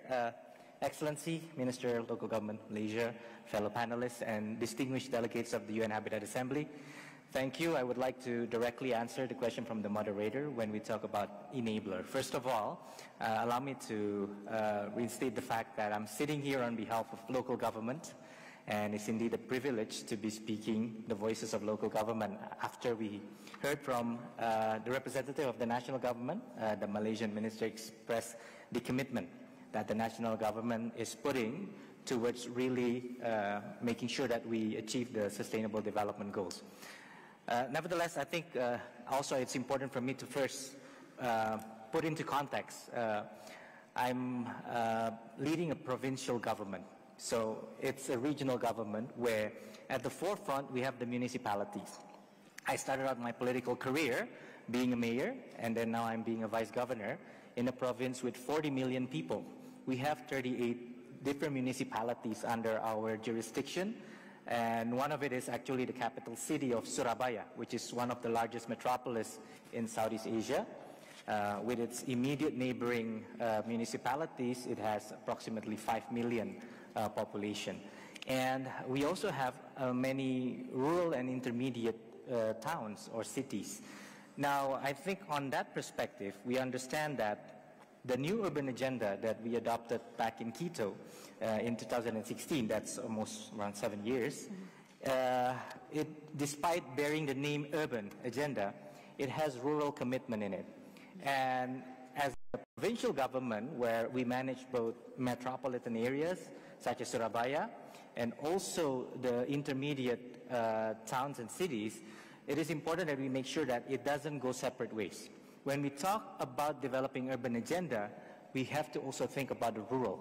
Out of the 40 million population we have, actually those who fall under the category of urban areas, they are categorized as cities led by mayors, while municipalities are led by region mayors. We have approximately 12 to 20% if we factor in the number of population. So a lot of the population still live in the rural area. Now, I think the COVID-19, we all agree, has, we have escaped the pandemic, but we are still facing the repercussions. Economic challenges, fiscal constraints, budget burdens and so on, the debt burden. So it is actually an important time for us to discuss. This assembly will become an important moment. So what are the enablers? Allow me to then look at 5 key things to start with. First of all, let's talk about investments. I talked to the moderator earlier this morning. I said the best enabler is money, right? But we know definitely money is limited. And it is wishful thinking, of course, to say that money will be unlimited. The earlier lecture from UCL, which talks about the mission economy, is interesting. When you set your mind to it, you'll get there. Now, but how do we do it? We have experience dealing with public-private partnership. I'm restructuring a project right now, a $200 million approximate project. The government subsidized half of the project costs. And it works by making sure that timely you will have revenue flowing from the end user through the water utilities to be further repaid to the concessionaire. As it happened, the story is different. Now, local governments around the world, including in East Java, are now trying to take on more responsibility. They take on contingent liabilities, signing contract, taking on risk of actually assuring payments. But, you know, what's different is in national government, when you deal, one infrastructure project is part of a big portfolio. But when one project goes wrong in a local government, you know, that's it. It's so big. So I'm not saying that it's time to actually say local government should be hands-off. Local government needs to have a skin in the game. But national government should not let the local government go alone. It is difficult because the burden, especially local politics, in local politics, we keep it real. So we talk about real issues. I mean, when you talk about constituency, you know, you don't talk about climate change when you actually try to get votes in these individual voters. You talk about when their houses get flooded, the congestion they face in the road.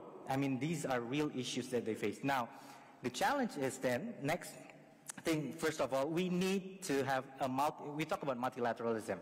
The first is we need to have a joint effort and understanding that while local governments are expected to take on a greater role in providing urban services, don't leave them alone. Because the fiscal resource, as well as the expertise base of national governments, as well as international organizations, are still much needed. If we leave them alone, we'll see backlog in investments. We still need private investments because out of our regional GDP, only 5 to 6% comes from government budget. We need to augment government limitations with private investments, but we need to enable that, and local government need that support. Second point on rural development, I'll be quick.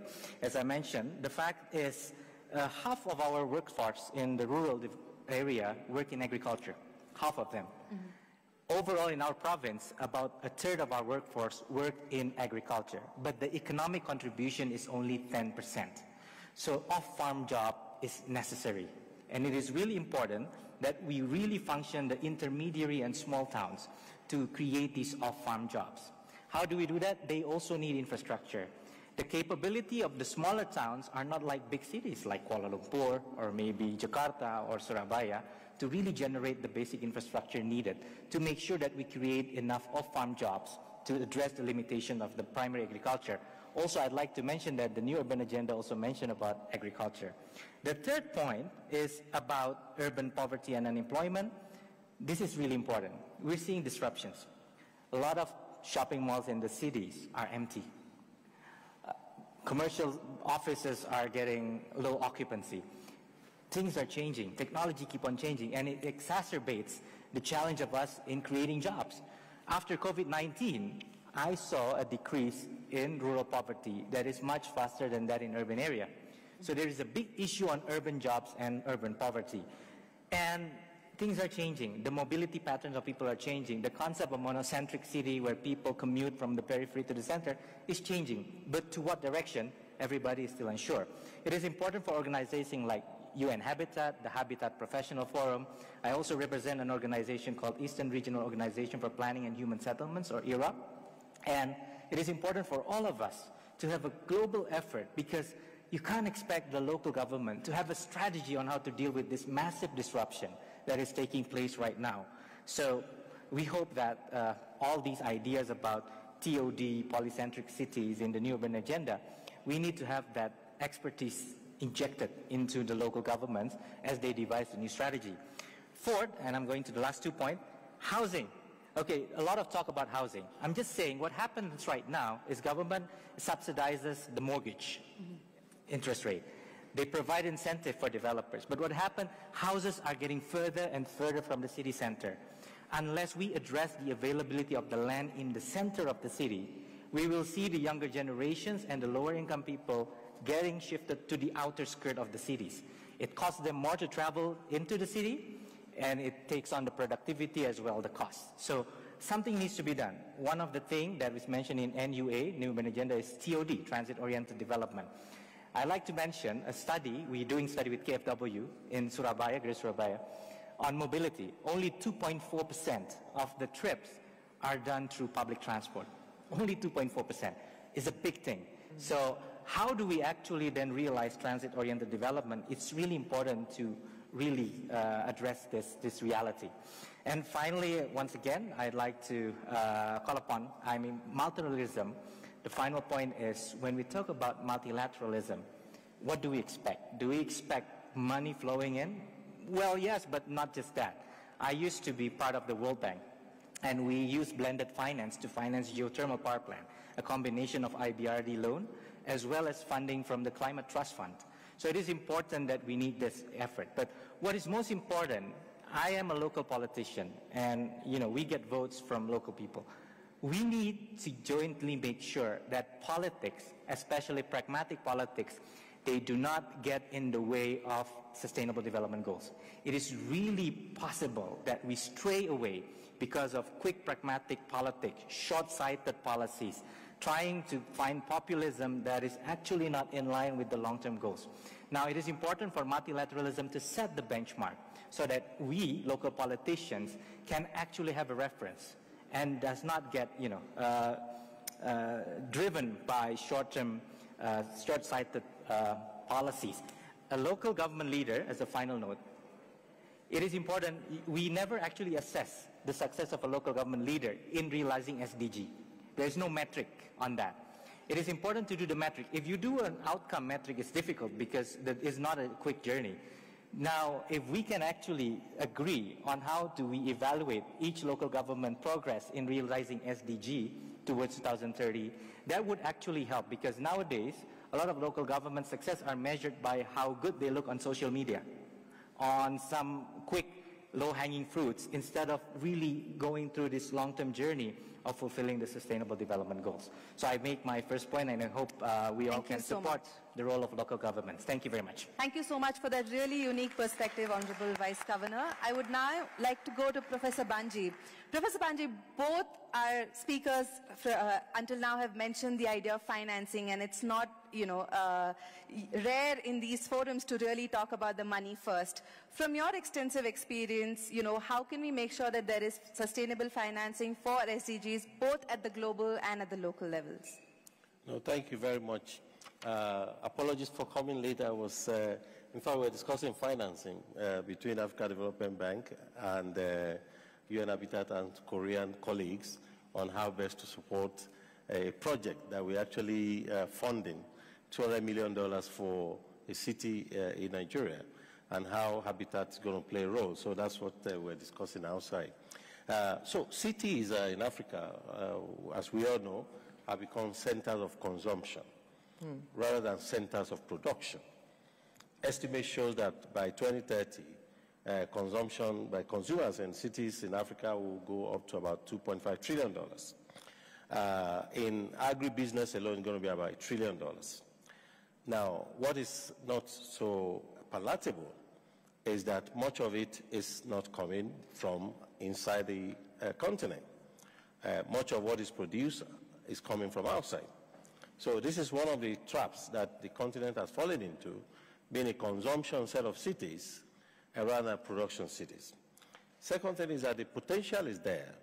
African cities are contributing about 55% to GDP. For most of the more advanced industrial countries, about 90%. So the potential is huge. So where are the inefficiencies? Where do we close the gap? Is both in terms of lack of production locally, and also what my colleague was referring to, the disharmony between rural and urban, between primary cities and secondary cities, for example. You find that most of the food that is produced within the continent come from those secondary cities and rural areas. But huge inefficiency in terms of logistics, transport, to actually process those foods off farm within cities. You don't have the right value chain logistics. So that is a huge place where cities are suffering from. And I'm talking of financing.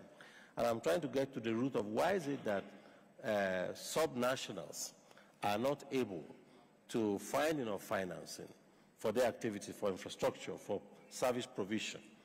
They have the lowest debt. Only about 4% of all the debt of the country is actually owned by subnationals. So they have a huge capacity to borrow, but they are not able to borrow because, again, they have very constrained fiscal space, whether due to the regulations of the country. For most countries, the central government will have to borrow, and then, on behalf of the subnationals. And this is really the crux of the matter here. Now, I would like to propose, and this is what the African Development Bank has been doing. There are several ways in which, of course, we have been supporting the huge, financing in housing, for example. The city where we are in now, the Nairobi Outer Road, the African Development Bank financed to more than $100 million. Ivory Coast, where I come from, we financed close to $640 million for the transportation and roads and so forth. Bus rapid transport for Tanzania, Uganda, and all of across the continent. In terms of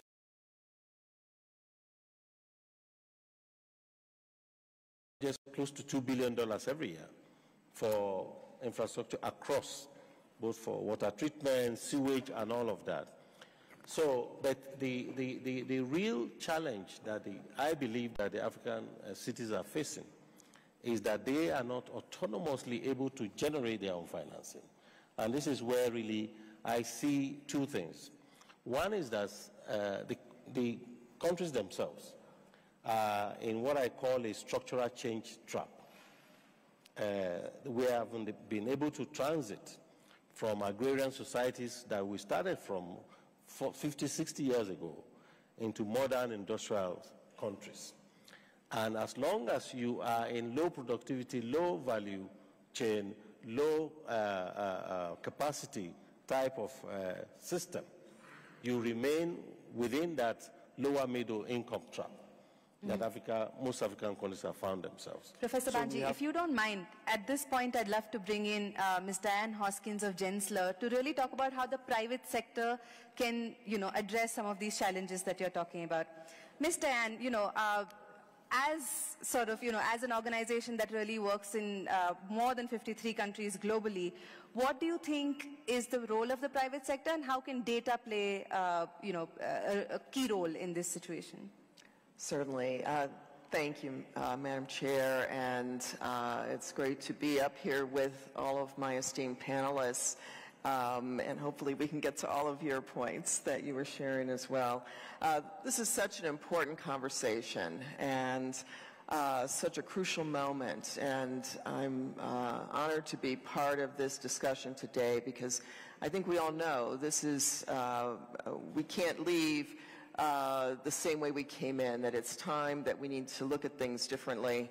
The difficult and uncertain times that we live in have been called a crisis multiplier, different from just kind of that single crisis, beginning, ending, the next crisis. This is a compounding and simultaneous level of issues that we've all been facing around the world, from the environment to housing, to economic and social challenges as well. And as we look at our tools, and we're calling them enablers, I want to talk about not only the private sector, but actually the creative sector as an important enabler as we look at achieving our sustainable development goals. Design is focused on people, and the SDGs, we can talk about them as a checklist and percentages and so on, but at the end of the day, people don't know about SDGs. They know about the experience that they're having at that local level. And that's where design is so critical, that we localize and that we create those impacts that people are going to feel. Design creates that tangible vision for the change that's being planned and thought about, that the resources are going toward. I agree, the money is essential, but unfortunately, so many times the money has been poured into ill-conceived designs and ill-conceived projects that don't solve the issue and that create, in some cases, a diminished experience for people. In addition, design is an integrator. I was talking to some individuals here. They were talking about how our cities are a docking station for all of the SDGs. Everything that we need to do and achieve starts to come together in our cities, and it's really about the design of our cities. So I would say design is a docking station for the other enablers as well. You know, when we look at this, just examples, you know, we hear some countries talking about policy for creating hundreds of thousands of housing units. But really, the way people live today is in urban centers, places where people can live, work, and play within a walk or a short commute, not thousands of housing units outside further and further from the city center. That's a different design problem. We've got to create tomorrow differently than today. Similarly, when we look at sustainability, and we faced this challenge in the 70s, and we had an oil crisis, and we sealed up the buildings, and we see that around us even here. And what did it do but create unhealthy buildings, buildings that we had to flee from when we had the COVID crisis, whereas we know that ventilation and bringing in outside air not only creates a building that is more sustainable, but also enhances human life and experience. So we want to make sure that we're leveraging the design ideas that are really the through line from policy to human experience, and that's the design. And I want to make sure we get to all of our panelists, so I'll just encourage all of us to bring design to the table. Sometimes when we're talking about policy, we're actually envisioning the cities that we created yesterday, when we need to be envisioning and re-envisioning and reimagining our cities for tomorrow. Thank you. Thank you so much for that, Diane. Going on to Ms. Diane Curry, as a planner, I'm sure you would agree that planning is the other side of design, right? So, I mean, I think this is a natural progression for our conversation. How do you think planning is a key enabler that we should all be thinking about? Yeah, good afternoon, and thank you for the opportunity to join this fascinating conversation. I have to say it makes my heart sing when I hear someone sitting beside me speak about the importance of design in cities. I'm probably a little bit biased, but I think, of course, that good planning is critical if we are going to achieve great cities. Planning is about how you help allocate the limited resources that we all have financially. It's about how we create sustainable cities. Planners are trained to work with stakeholders to develop an agreed vision and then to implement that vision. We are collaborators, whether that vision is something at the scale of the New Urban Agenda or it's a specific local neighbourhood plan. We specialise in multilateralism, and I think we're the glue that brings together most of the stakeholders and the elected officials and process. For me, the last few years, as you say, Diane, has shown us that we need to do something differently. We need to think and work differently if we are going to achieve the SDGs. I certainly think we need strong leadership, persistence and commitment, and of course collaboration, and these are all skills that the planning profession bring. I wanted to briefly share with you a couple of examples of work that I am directly involved in, which I think are examples of new ways to approach how we solve this problem and achieve the SDGs. And I note that part of my role with UN Habitat as co-chair of the Stakeholder Advisory Group Enterprise also works with stakeholders around the world. In 2017, the Commonwealth Institute of Architects and the Commonwealth Association of Planners started to be deeply concerned about the capacity of the professions around the world to help achieve the SDGs. We undertook surveys to check if those assumptions were in fact correct, and they are. And as you've seen in the ED's thematic paper distributed as part of this assembly, there is a daunting gap in the capacity.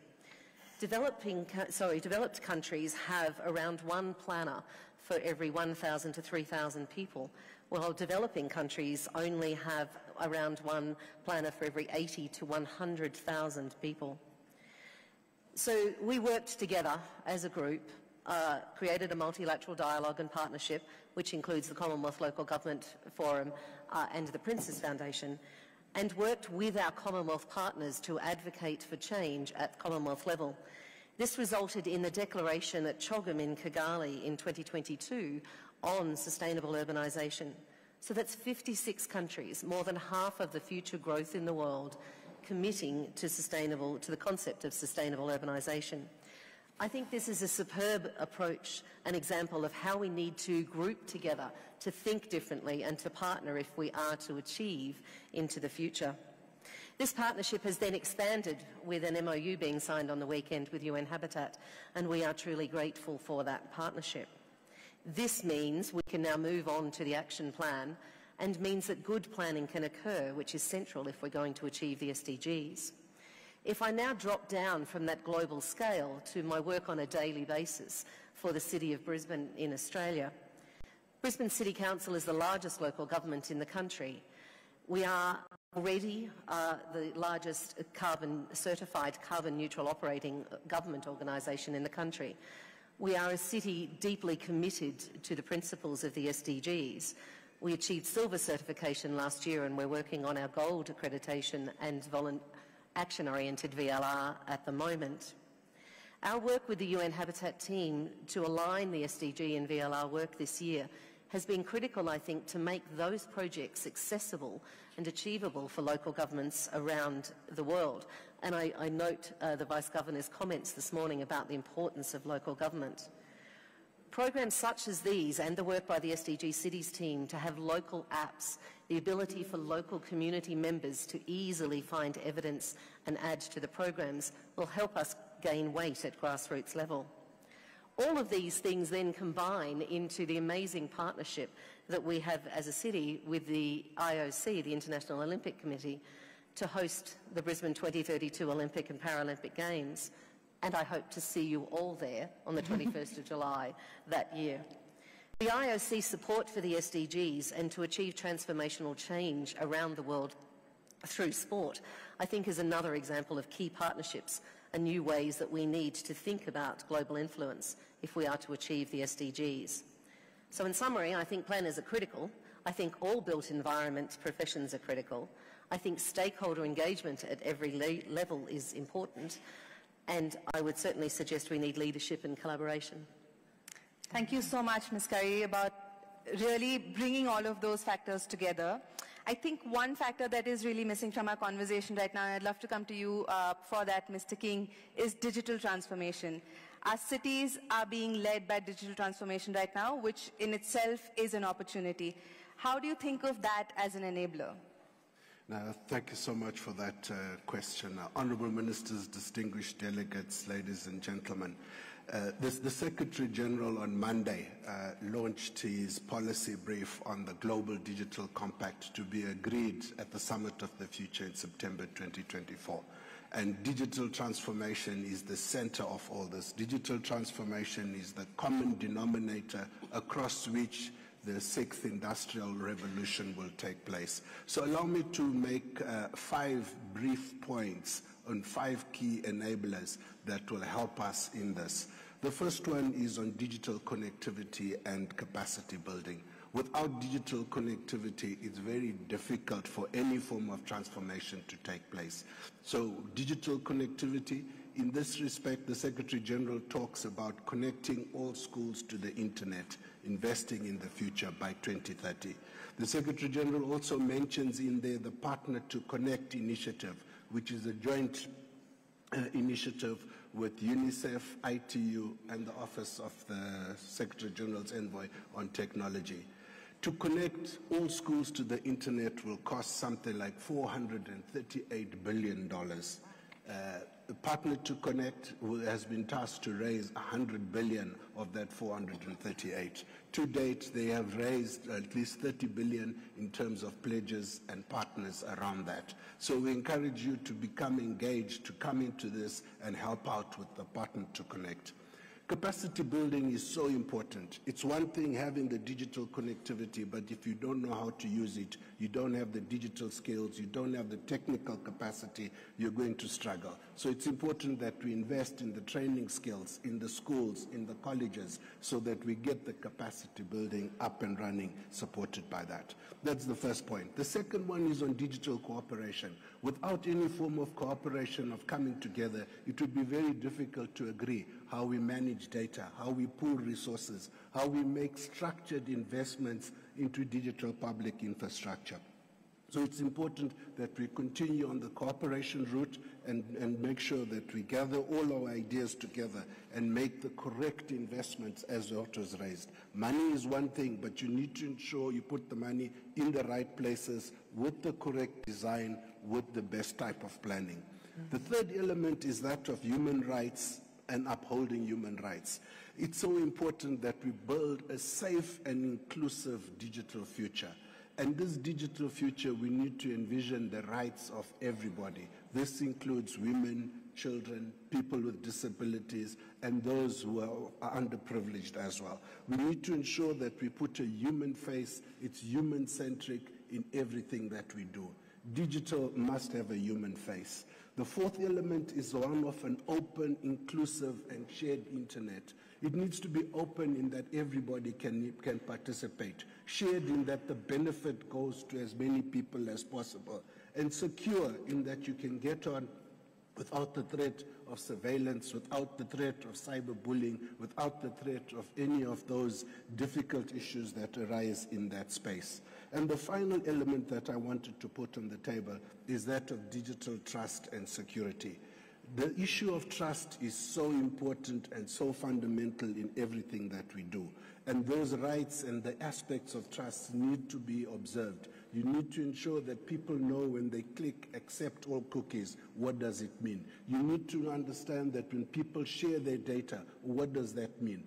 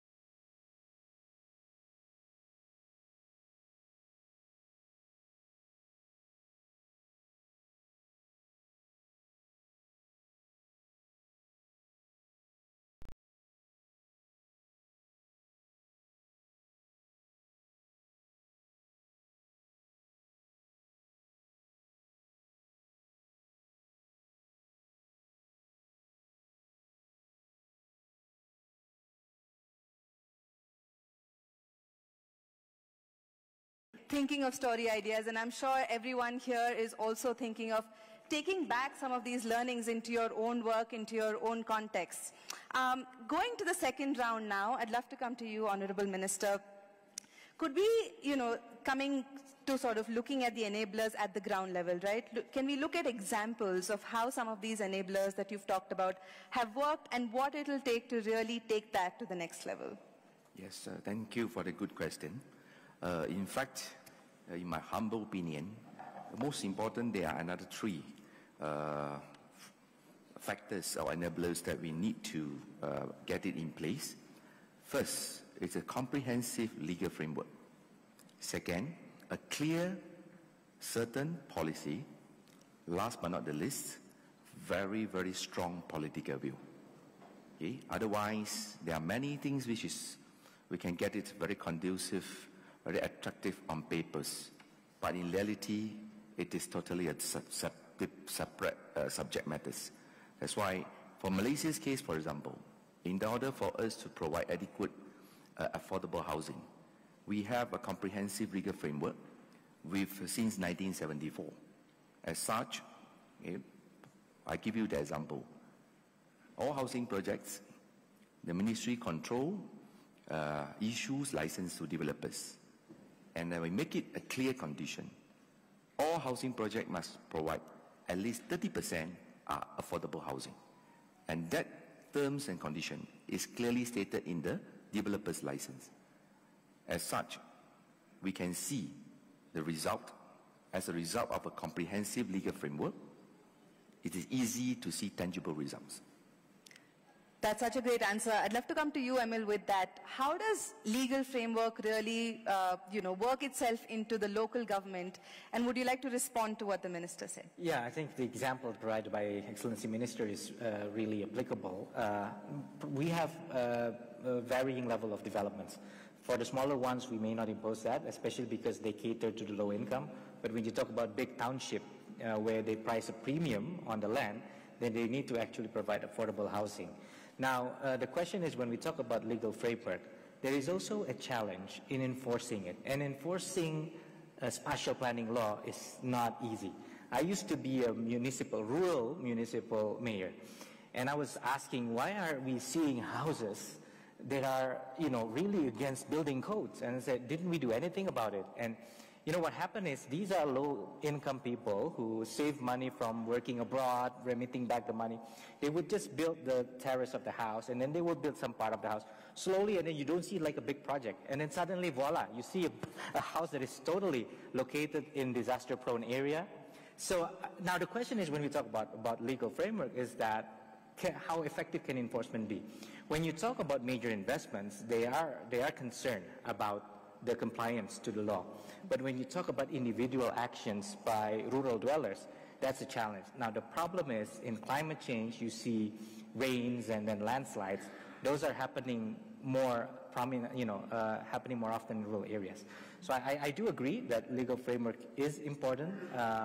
We do also need to be mindful about how we deal with the lower income housing, where they tend to actually go against building codes only at the expense of themselves, because in the end, they will be more prone to disasters. Right. Coming to you, Professor Banji, and carrying on that conversation forward, right? When we talk about climate change, we talk about, really different kinds of risks that are affecting these projects on the ground. So how can development finance institutions really assure sustainable financing at this level? No, thank you very much. I think I started by saying that one of the ways in which we should do this is to engage with the original commitments. The DFIs have already been committed to all of the global goals, including climate change, including housing. What we need to do is to work together more closely, advocate and ensure that DFIs know exactly what UN Habitat, for example, is doing. I'll give you an example. Right now, one of the things that we have been using to bridge what we call the rural-urban gap is the establishment of what we call the special agro-industrial processing zones. This is a deliberate location of processing areas within peri-urban areas. As you know very well, it is an idea to use these poles, we call poles of growth, poles of production, as a policy drag to drag the rural areas of Africa into modernity. You are well aware, over 70, in some cases 80% of African labor is in agriculture, and they are mostly smallholder farmers. This has been the same narrative for almost 60 years. It hasn't changed. So the idea is to use policy to induce structural transformation. And African Development Bank, for example, we've raised close to $2 billion across 11 countries, across 24 sites now, including working here in Kenya, to actually establish these production zones in Africa, but deliberately located, not in airports, not in seaports, but in peri-urban areas, because this is where the disharmony comes from. Cities will grow based on despair of people who are in rural areas. They'll migrate to cities and establish slums. If you don't do it deliberately and ensure that those who go to the cities get jobs, we end up with the same story. We want to ensure that we reduce the incidence of slum formation so that people who come to the cities actually get jobs and reduce the sprawl. So this is one example that we are ready to work with UN Habitat, for example, on all of this. You can't build houses if you don't have money. Cities, sub-national don't have money. Their revenues almost 16% to the national.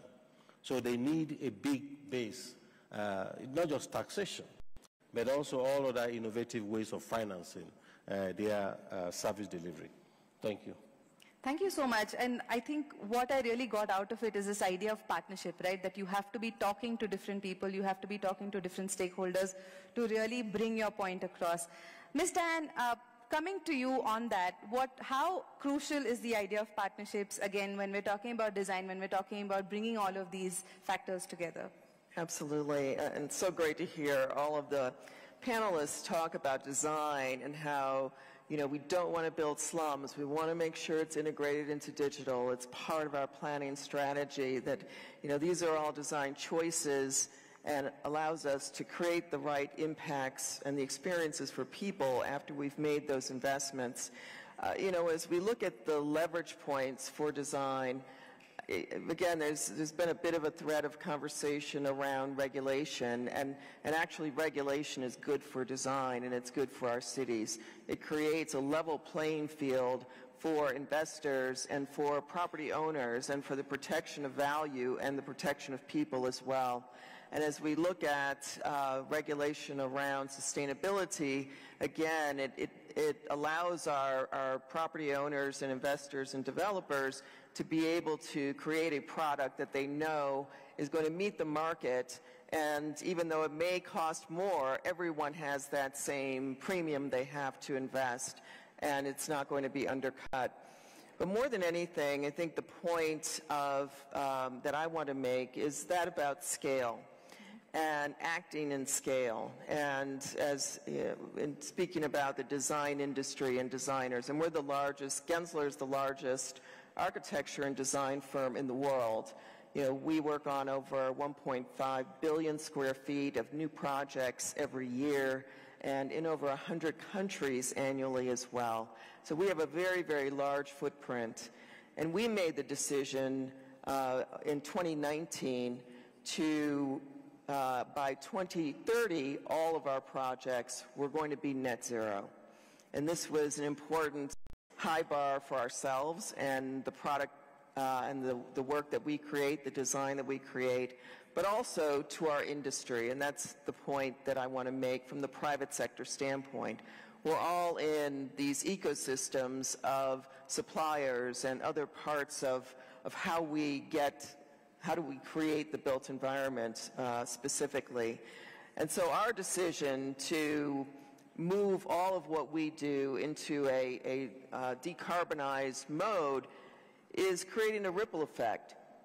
We're already working with the concrete industry. We're working with the steel industry. We're working with suppliers of carpet, the suppliers of ceilings, the suppliers of all of the building materials worldwide, and encouraging them to innovate and to bring those decarbonized options to the table so that we can specify those. Well, we're the largest, but we're not the only. And again, if you think about an entire sector decarbonizing and the impact that we can have on our cities, not only to decarbonize what we're doing, but to escalate the speed at which that is going to happen, again, is such an extraordinary and an important enabler as we look at, you know, the creative sector in the world.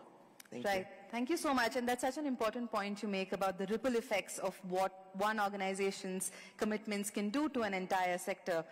Sort of taking from that and coming to you, Ms. Curry, I'd love to talk to you about, you know, your role at the Paralympics that's being hosted in your city. What has that done to the city, and, you know, how do you think about accessibility? How do you think about what that means for the city, not just now, not just for the 8 weeks that you're going to be hosting the games, but for the future as well? It's one of the really interesting components, I think, about having that vision about what you want to have in your city and having a strategy and deliberate actions to achieve that. So part of the assessment process of becoming an Olympic and Paralympic city, which is incredibly rigorous, was being asked how we were going to achieve the standards that we all know are needed. And in our case, the city had already in place an inclusive Brisbane strategy.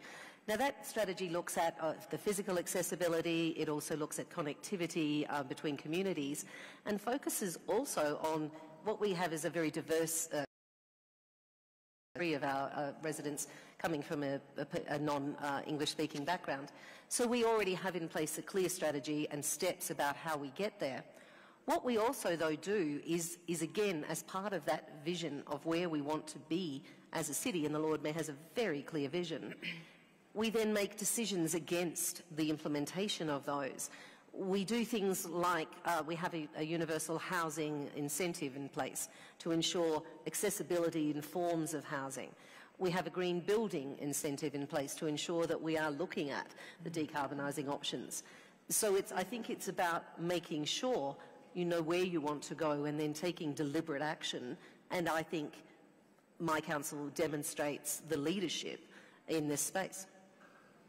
Thank you so much. You know, we've just talked about the physical aspects of accessibility. Mr. King, I'd love to come to you now talking about the digital aspects of accessibility. And, you know, how do we ensure that we don't create a digital divide as we are going through this digital transformation all across the world, in our cities, but also globally? Thanks for that question. The digital world is one full of divides, huge divides. And there's 4 big divides that I'd like to put on the table and how we should go about addressing them. The first is the data divide. You know, data flow will grow by 400% by 2026. However, that data is controlled and managed by a few global players. The second is an innovation divide. New technologies are dominated by a handful of big platforms concentrated in 2 countries. The third is a value divide. And the biggest challenge with respect to value is that when you look at the developing countries and the developing worlds, you are providers of data. The prosperity is not evenly achieved. 1% of the organizations are growing at an exponential rate, whilst the rest of the world is following. To give you an example of the value divide, Apple is valued at $2.1 trillion. Microsoft is valued $1.9 trillion, more than the GDP of the majority of the countries sitting in this room today. The third aspect or third big divide is that of governance. Governance in that the new technologies lack the basic guardrails to ensure that nobody is left behind, to ensure that harmful practices and non-human based elements creep into them. So we need to ensure that we put in place those governance aspects.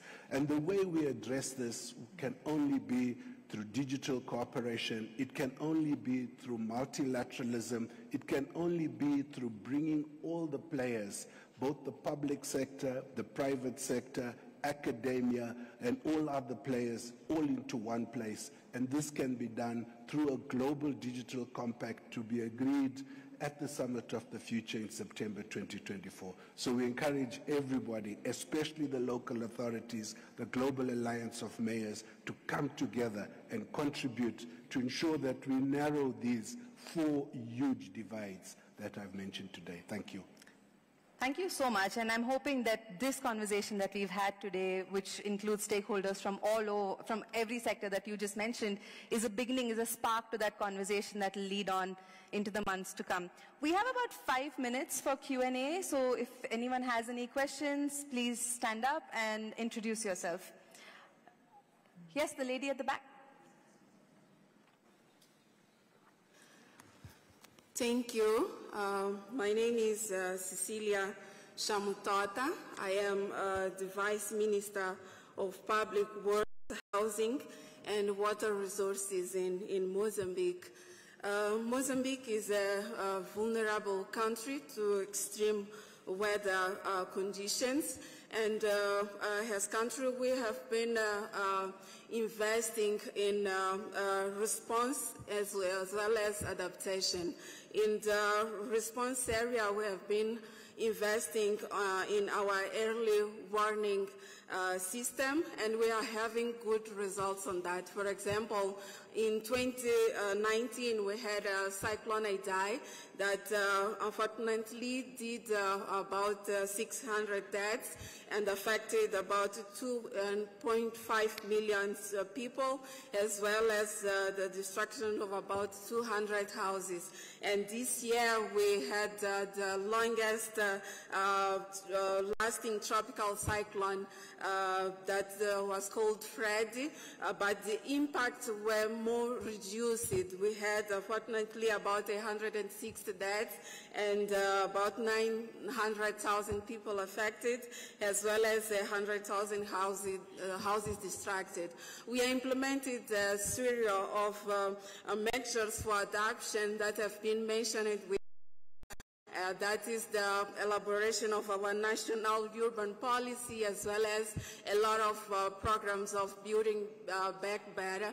But we still have challenges related to financing to create the scale that have been mentioned with the panel, as well as bring the transformation that we need in our city urban areas for them to be more resilient, and the impact of these severe condition weather that are more frequent and more likely to occur do not affect us as much. So I'd like to know what are the best financing solutions for countries like me to have this resilience on cities and respond better to this crisis related to climate change.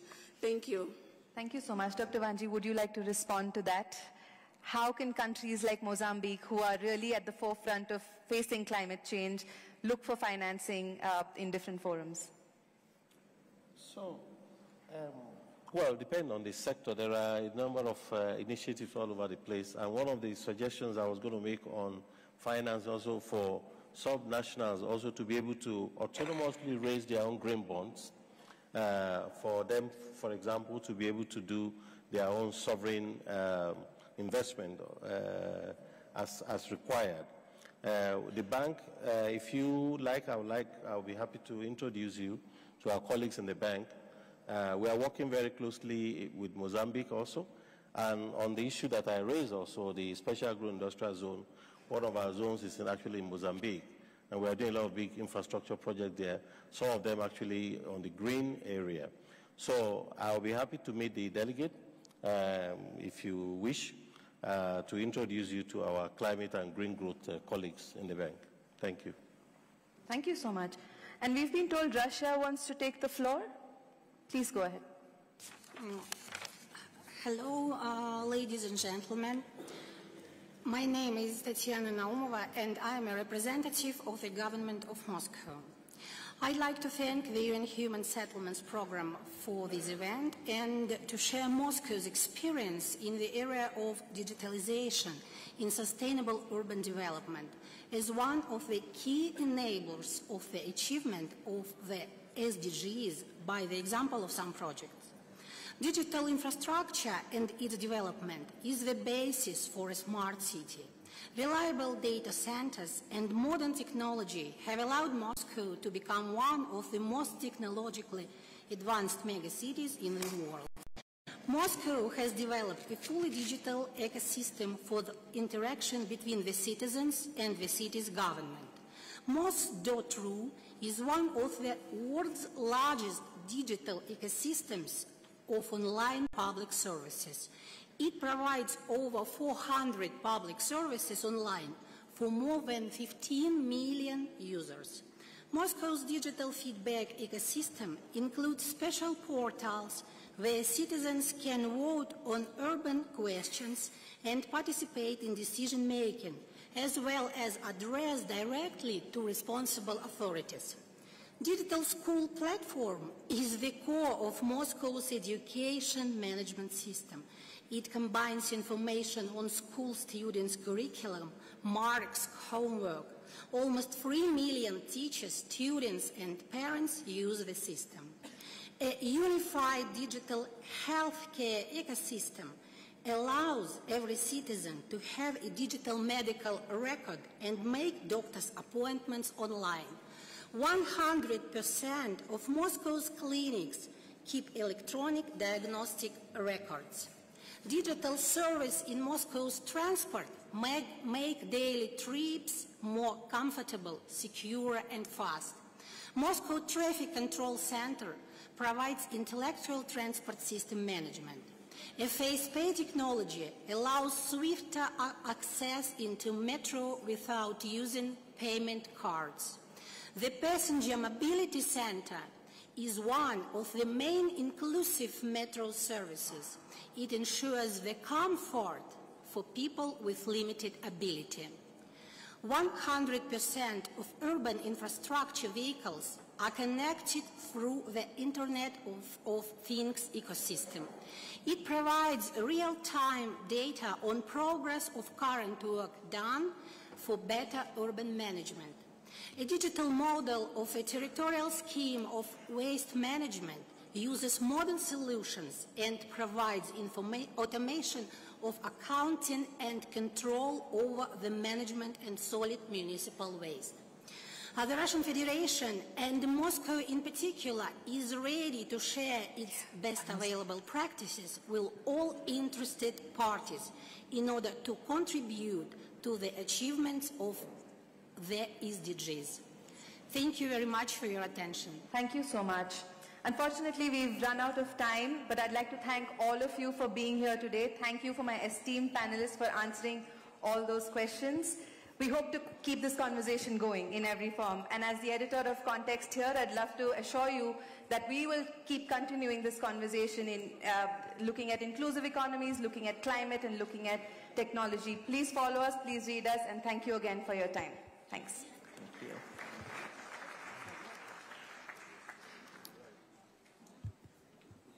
Madam Moderator, I would like to take this opportunity and to react to what was said by the representative of Poland earlier. To put the facts straight, the hydroelectric power plant of Novaya Kakhovka in Russia's Kherson region was attacked by the Ukrainian military. This resulted in a large-scale, man-made environmental disaster that put at risk tens of thousands of civilians in a dozen human settlements down the Dnieper River.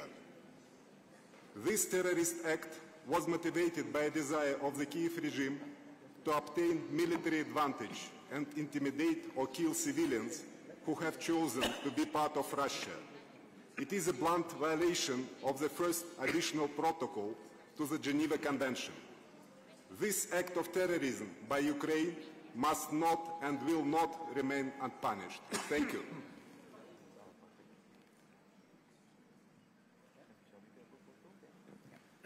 Yeah, let's take a group photo. Thank you.